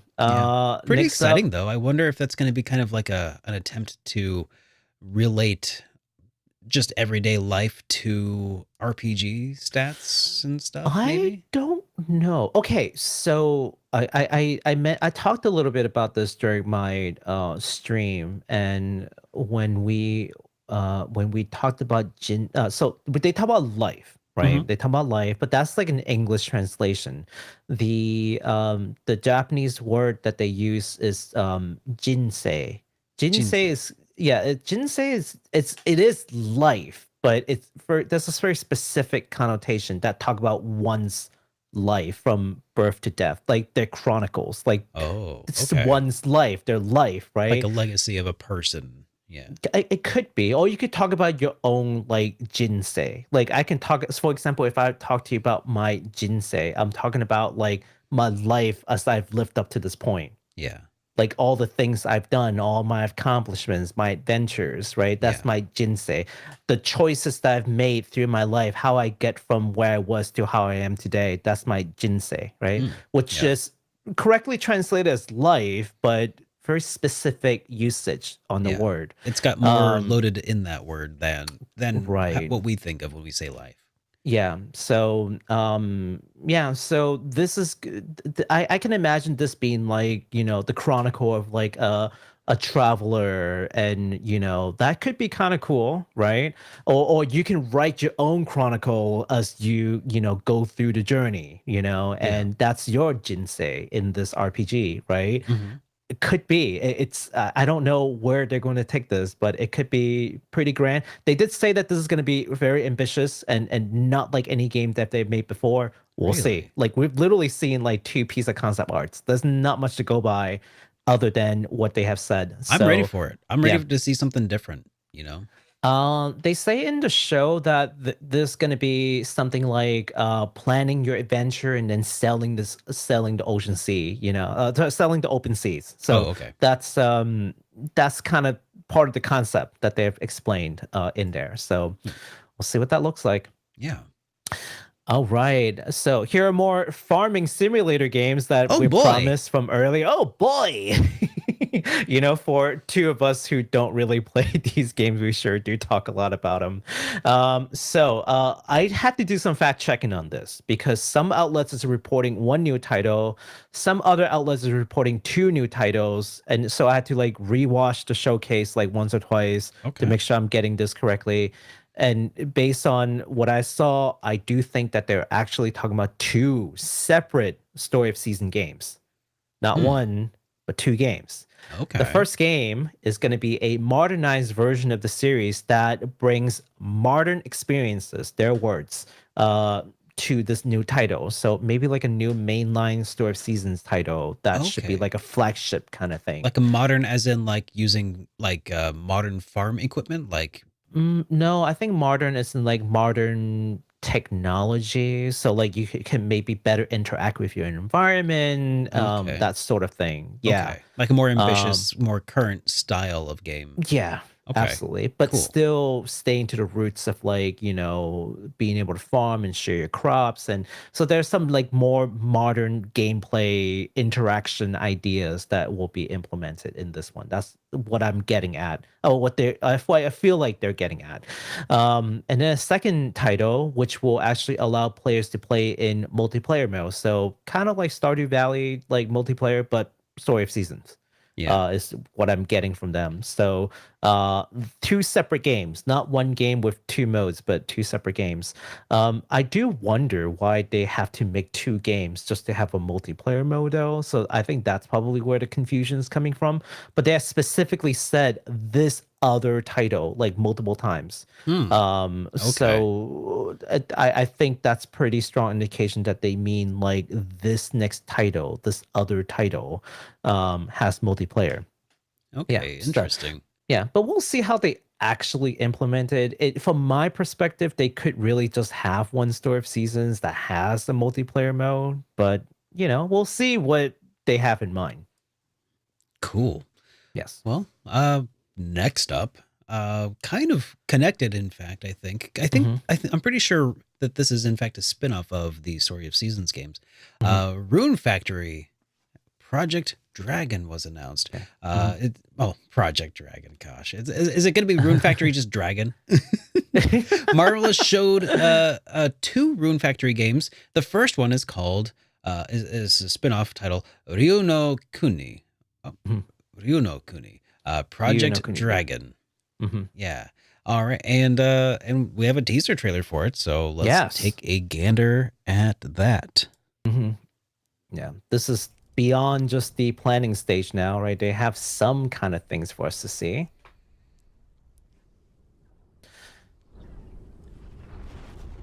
And that's a pretty cool looking dragon. Pretty cool dude riding a dragon. Right. They said that the idea behind this title and the Rune Factory is like East and West. Whereas like the main Rune Factory titles is kind of like have like a Western flavor in terms of like knights and the dragons. This is gonna have more like Asian inspired like aesthetics, mainly Japan. Really, when I'm looking at it, I can dig it. Yeah, but that's their idea, is that this spin-off, this Project Dragon will have a distinctively Asian kind of aesthetics to the character and the farms and whatnot. Yeah, that just looks cool. It does. I'm happy for the the folks who likes the farming simulation game. But this, as people know, Rune Factory is also like pretty strong RPG title. It's basically what Square Enix wanted to make. Yeah. With yeah. Whatever that game was called. Oh, jeez. Yeah. I mean, I heard it was actually good though. So, you know. I heard it was pretty bad. I've heard mixed reviews. I've heard some people really liked it. I've heard some people really didn't like it. So it's yeah. It's one of those things. Yeah, so that was a Rune Factory game. Wasn't that crazy? Yeah. Cool. But what if I want more Rune Factory?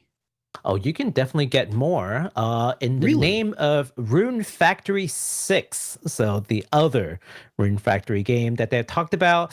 The problem is there's not a whole lot to go on. They've shared the logo for Rune Factory 6. So like, Rune Factory 6, here's the logo. Okay, next game. All right. They done pulled a Bethesda. I remember several years ago, Bethesda showed off the logo for the Elder Scrolls 6. Man, but remember hey, that? yeah, I do remember that. But hey, so the Rune Factory 6 would be the next mainline game. They have only shared a logo. We'll see what that looks like, and hopefully their next showcase they'll show us something more. But here's a game that they did show something of, right there. Yeah. And they ended the showcase with a new teaser trailer for the next game. And we'll just show that right now because I think that some people are going to be pretty excited by this. And this is actually the first time I've seen this trailer, and I'm actually pretty excited to see it too. This one's called Daemon Ex Machina. Titanic Scion. Yes. So this is definitely a teaser trailer, okay? Like no gameplay, just some art. Just a little bit of CGI. Yeah, it's enough to get the fans going. Like if you're a fan of the original Daemon Ex Machina, this is it. This is good enough to get you going, right? For a little bit. That's cool. I remember the original trailer for the first Daemon Ex Machina just like blew my mind. It looks so It is rad. a game that I've been meaning to play because I do like mecha games. I just, it's just another one of those games that I never get around to play. But I really want to. Yeah. It's been on my list for a while. I mean, along with like 3,000 other games. But it's been on that list. I'm starting to realize why people just watch Twitch streamers sometimes, so they can live vicariously and not actually have to play the game. I know. I do that. I watch people play games that I'm interested in watching but not playing all the time. Oh man. So we don't really know anything about the game. Yeah, other than what we just saw. But hey, we'll be linking the showcase in the description down below so you can watch the entire thing. It's going to be in Japanese, but it has official English translation in there. So you can watch and see for yourself if you haven't seen that showcase yet. Yeah. Yeah. So check it out. All right. So we do have 3 other industry events just around the horizon, which means we're going to have a lot of shows here to talk about. Summer is a busy time for us here. Starting with Summer Game Fest of 2023 that starts on the 8th of June. So get yourself prepared for that. Starting at 3 p.m. Eastern Time, 2 p.m. Central. This 2-hour show will include over 40 publishers. We can watch the event live on most of the major broadcasting platforms, Twitch, YouTube, Twitter, Facebook, and the Summer Game Fest website itself. And there's going to be a link to that, summergamefest.com in the description. So that's going to be, I am sure, quite a bit of stuff for us to cover. Following that, probably not so much. The Xbox Game Showcase is going to be on the 11th of June here at 1 p.m. Eastern Time, noon Central. Microsoft promises first looks in games from their internal studios and creative partners from around the world. The showcase can be watched also on YouTube, Twitch, Facebook, over 30 different languages, including American Sign Language.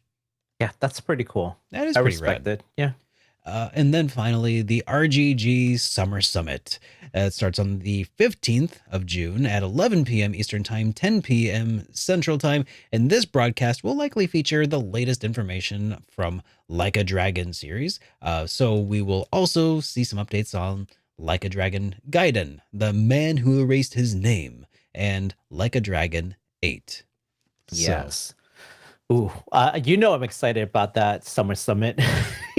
I know you are. I'm pretty excited too, as a veteran of Like a Dragon. Like a Dragon. know. How did you like the game after you were done? You're done, right? I'm are done with the game. Yeah, okay. yeah, I'm done with it. It was fun. It was a lot of fun. I've got a whole review that I need to write and Another one in the backlog, am I right? Yeah. Okay. Well, I'm gonna do it, but I got lots of thoughts that are still percolating, so I'm just letting it come to me when it does. But anyways, I'm most excited for the Summer Game Fest. Honestly, I'm sure the Xbox showcase is gonna have something pretty cool going on too. They might have another copy of Skyrim or something that they're gonna talk about. So the Summer Game Fest last year was basically like space shooter for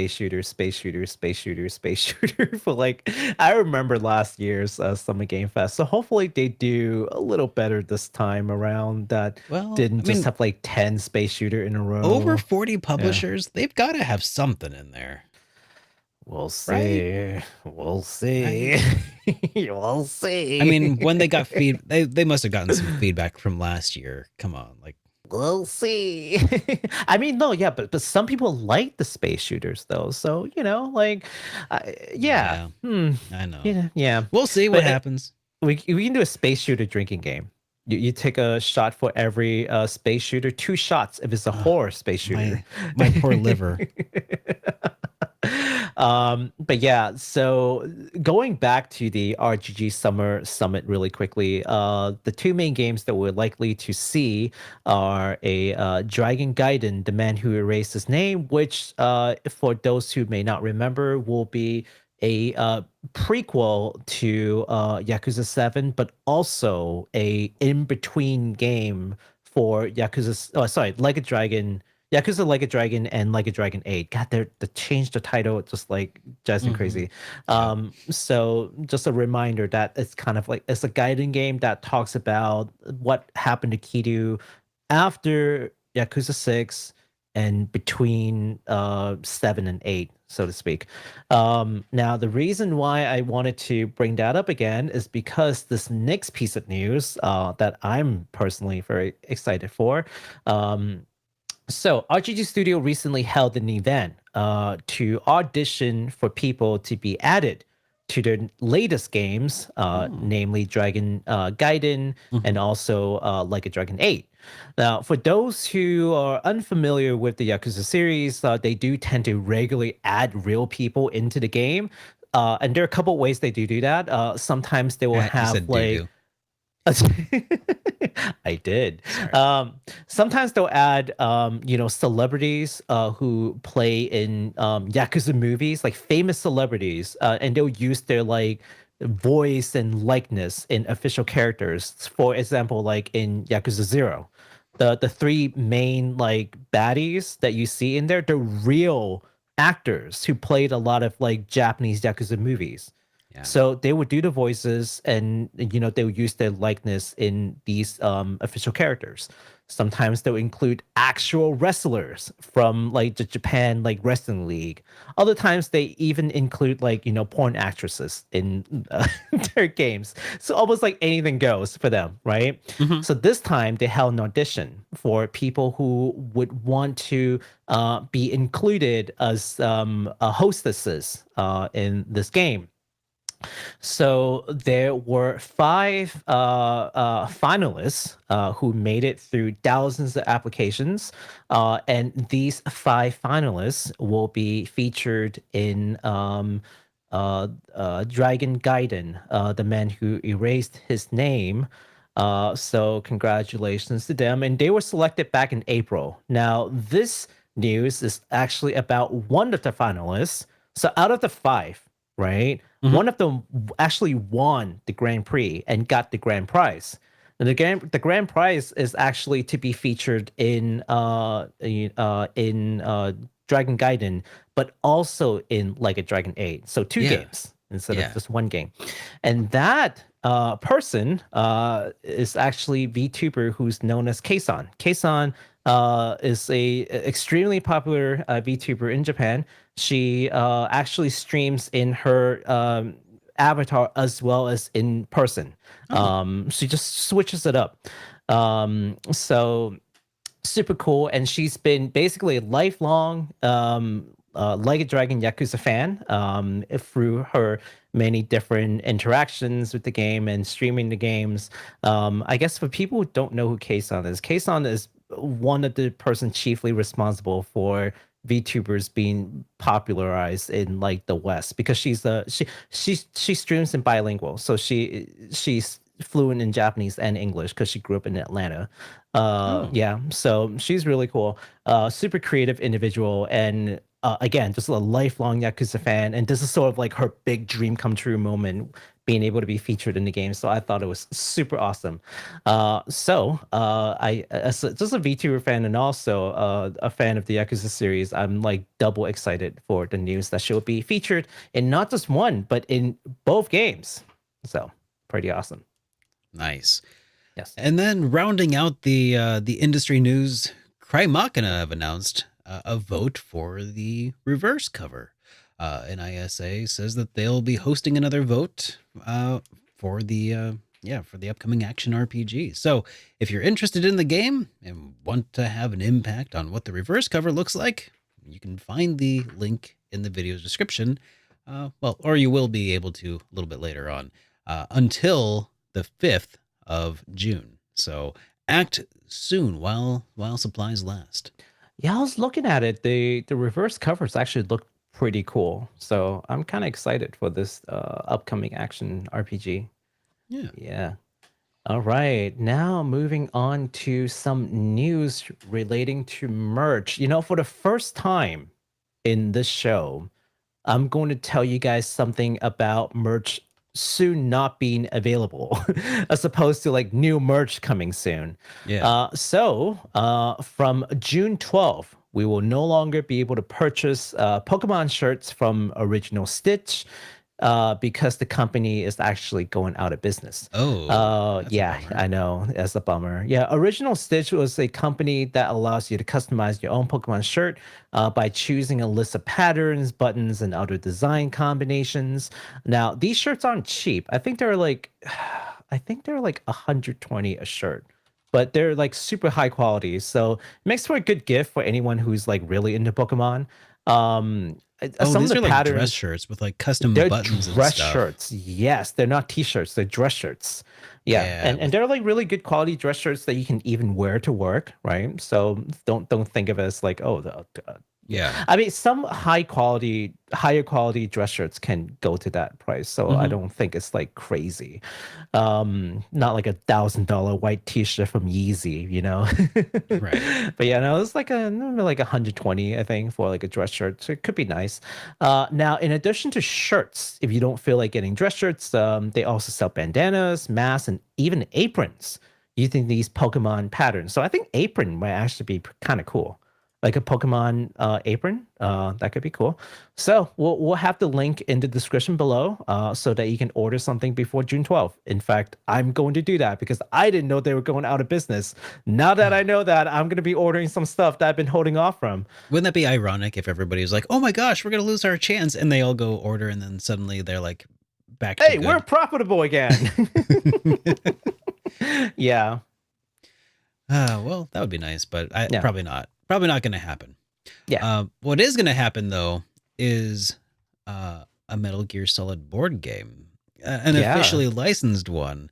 It looks really good, actually. It's now available for pre-order through the CMON website. Come on. Mm-hmm. I don't know. This board game will contain 24 miniatures, playable through 6 independent missions or a 14-mission campaign. Mm-hmm. Pre-orders include a miniature of Metal Gear Rex and a 109-page graphic novel. The game is expected to ship sometime in May of 24, and we also have a video of it. Video? What even? What even the heck? A board game with a trailer. It's true. It's got a video. It's actually got like a 3-minute long video. I don't know if we're gonna watch the whole thing. I'm thinking probably not, but that is that's pretty extra, isn't it? Yeah. Oh, look at that. Oh, some of the figures. These are the miniatures. Oh, yeah. Revolver Ocelot looks awesome. Yeah. Psycho Mantis. Hey. Oh, Liquid. Yes, that's cool. Okay. And I'm a sucker for minis. I know. I especially like painting them and making them look awesome. For all the Otacon. like board game enthusiasts out there, if you got some friends who are, who likes board games and are a fan of Metal Gear, this is like the thing that you can get them, or at least tell them about it. Yeah, I think it's only $100 too, which I know that's pretty affordable for a lot of these board games, though. Yeah, for real, it's like $100. It's not bad. All right, well, I mean, this is entertaining and all, but I'm gonna switch to something else. Yeah, we don't need to watch a 3-minute trailer, but if you do, you can find it on YouTube and in the description down below after the show. So, yes. Now, what's this last one? You don't have any description here. What is... I don't, because it's easier just to look at it than to talk about it. So the last item that I have on merch drop is actually just a quick coverage of One Hobby G. So if you guys are familiar with One Hobby, of course, it's I think it's like a quarterly, like a seasonal show of just all kinds of new figures that's coming our way. And they do have a couple that I think are pretty interesting. So you can share my screen really quick. Yeah. So I'm gonna list the website in the description below, so you can breeze through all these at your own leisure. But there are scale figures coming for let's see. Wait, what is it called? There are scale figures coming for, not scale figures. Nendoroid's figure coming for like Neon Kennedy, for example. And then also, let's see, there is some stuff for Miku. Of course, there is New Persona, Phantom Thief Edition for Kasumi. I know Mr. Valley hates the character, but hey, someone likes her. Some people like her. Don't get mad. Hollow Knight Nendoroids are coming. Oh, that's a scale figure, though, of Hollow Knight. Oh. Makes you think, doesn't it? And then, we got Papa Parade for the Red Pyramid thing. Oh, like, man, that's could I get a pyramid literally head? His name. I want a pyramid head Nendoroid. Do they have that? They did. Did they really? They did. Oh. It's already released. You can buy it today. That's awesome. That's hilarious. If they have stock. I don't actually need one, obviously. Yeah. But, they've got stuff for Demon Slayer. They got stuff for Attack on Titan. So all kinds of new figures that are coming. I've only talked about a couple that's more like game related, but just breeze through it. Look at all these things that are coming at your own leisure. Just wanted to share with you all that this is a thing. So yeah, that's the end of the merch drops, and pretty much concludes our news coverage today. All right. Well, guys, it has been a pleasure to stream for all of you all today. I hope that you've enjoyed today's show. Normally, this would be the time when we would, talk about some of the super chats, but I haven't seen any roll in. So with that, it's been a pretty long show as it is, and I'm okay with that. So let's go ahead and wrap up. A lot Baku, of things. have you got any final thoughts for the folks? Not much final thoughts, but we forgot to mention, I guess, that we do stream over at twitch.tv. So please check out Mr. Derek, who is currently going through Trails, I believe. Are you going through Trails right now? Cold Steel 3. Because you're trying. Still trying. Yep. Are you I do have an update. Are you coming back? Are you coming back to stream? Oh, you have an update. Oh yeah, I do have an update. Okay. I actually because I'm so far behind, I'm actually taking a couple of weeks off of work here pretty soon just to dedicate to playing and production. Up. Yeah. You're taking off work to play Trails. Yeah. Yes, I actually and am. also to how I'm gonna make it. Mm-hmm. Also to give us reviews, right? Experience points, eh? Review? Yeah. Yeah. Yeah. Videos? Yeah. Probably. Probably. I We'll hope. see. Let's hope. Fingers crossed. Make sure to shame Derek on Twitter if you'd like him to work on those review videos that we all love so much. But also shame him if you want to see more Trail streams over at twitch.tv/SuperDerekRPG.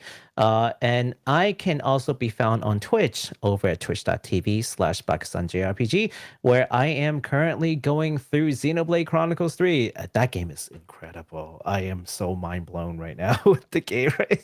I'm just super. I've never been this happy. I haven't been this happy playing games in a long time. That's really in exciting a long time. So yeah, please come check us out. Over at Twitch, and we will be sure to try to be as entertaining as we do here. Well, tell you what, try as we might, we tried to slip out really quick, but then Fluffy Dogs noticed and they threw in a super chat for us.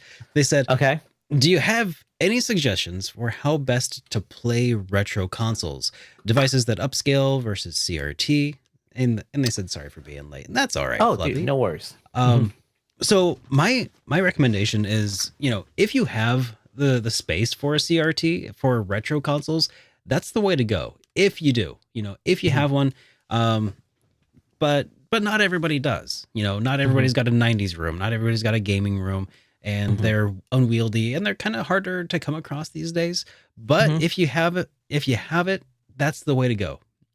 Otherwise, the RetroTink 5X has been just such an easy scaler to use. I mean, there's a lot of people who will swear by the OSSC, and I used that for a really long time. And it was fine. Actually, it was more than fine. It was really great, but you kind of have to be okay with being a tinkerer. Ironically, the RetroTink is just plug and play, but the OSSC is it's really way more involved, but you can if you put the time into it, you can get even better picture out of that. But if you're just looking for a way to play on a modern TV with no lag or as little lag as possible, the OSSC has plenty of inputs and it handles pretty much everything, whether that's RGB or composite or component video, and it just works. It's really nice. So that would be my recommendation, is the RetroTink 5X particularly, but it's also not exactly a cheap piece of kit either. Yeah, so it's a little pricey.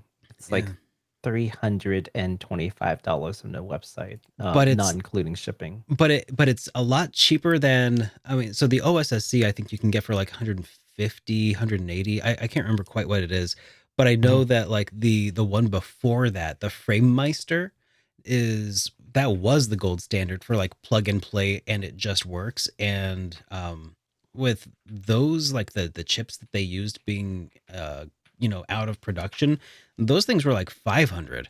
So it's almost like it's almost a bargain, almost. Yeah, I mean, if you don't want to pay for the 5X Pro, I think you could get by with the 2X Pro. You don't get as much out of it, but it is a thing you can consider. The 2X will get a 480p signal to your TV, and whether or not it'll really handle that well, though, is a crapshoot. But the 5X Pro is cream of the crop. If you have the money to spare, for sure. That's where you go. Yeah, I'm not big on retro gaming, so I would definitely take Derek's words. I have seen the Retro Tank 5X in person, and they do look good, but I haven't like played with it myself, so I'm sorry that I can't give like a strong recommendation for it per se. Like I've actually used this thing, but from what I've seen at my friend's place, it plays well. The what is it? The lag is like minimal. Yeah. Minimal lag. It actually is zero lag because there's no frame buffer. It is legitimately like if there is lag, it is in the television that you're viewing it on. Yeah. So. It's just it's super neat. So yeah, I'm actually thinking about picking up one myself. Whenever money becomes less tight, or if they ever go on sale. Yeah. Oh boy, if they ever go on sale, I'll pick one up immediately. Yeah. Yeah. I have a Dreamcast that I was thinking about. I'm like, how can I play this Dreamcast or the Wii? I'm like, how can I play this without like a CRT? Like what can I do? What are my options? Right. Yeah. So I was looking into one of these solutions. That's the only reason why I know about the Retro Tank. I was asking a friend and he's like, oh yeah, I have one. Why don't you come by? I'll show you what it looks like. Now I will say that there is another possibility that is also a little bit more involved. But like, so the Retro Tank is great if you already have the consoles that you want to play them on. I would be remiss to not mention emulation is totally a valid option. But if for whatever reason, software emulation is not your jam, the Mister is something that I've been looking into lately for personal use, which is basically hardware-based emulation of older consoles. It wouldn't work super great for anything more modern than PlayStation 1, I think. That's probably about where it maxes out right now. But from what I've seen for everything prior to that, it is like super accurate, and it's like having a really interesting multi-console that just works on HDMI output and can also do output for CRTs and stuff. But yeah, it's really interesting. If you're interested in more about like playing retro games this way, check out Try and Corey over at My Life in Gaming. Those two dudes, super cool. They have really in-depth videos covering everything. Like basically, they're the people I go to learn about how best to play my retro games. So cannot recommend them enough. They are so good. But cool. But yeah, Fluffy Dog says thank you both, and thank you, Fluffy. Very much appreciate that. Yeah, FPGA is the emulation of the future. Agreed. So so Fluffy says, so Retro Tank for NES through PS3 then? I don't think it does PS3. Because it'll basically what it does is it takes 240p and 480i output and multiplies it basically to a higher resolution that your TV can more easily understand. So I would say up through PlayStation 2. Pretty much, or Xbox One. After that, though, the PS3 already has HDMI output, so you're pretty much solid there. So it should get you going for all of your older consoles, though. Yeah, for anything that has HDMI, there is a pretty good, pretty portable upscaler that you can use. The M cable, the M Classic. The M Classic, yeah, which I have, and I can vouch that it works. Yeah. I've used the M Classic for a while. I've also used the M Classic for my Switch because, it doesn't have the best work graphics. some wonders. Yeah, it does help it look just a little bit more polished. It works especially well for the PS3, honestly. So it's like if you want to, it does some after the fact sort of anti-aliasing for your older consoles. But it does it really fast. So you don't see a lot of lag, because it's processing the image. Like you should expect to see some lag, but it's actually done in a way that's really smart. I don't know what they did, but they got some secret sauce that's all right. It looks good. I mean, the end result is there, so I can see it. Yep. All right. All right. Thank you, everybody, for hanging out with us tonight. It has been a pleasure, and we'll see you guys in the next episode, because I have a feeling we'll have a lot to talk about then. All right. Oh, yeah. Here we go. See ya.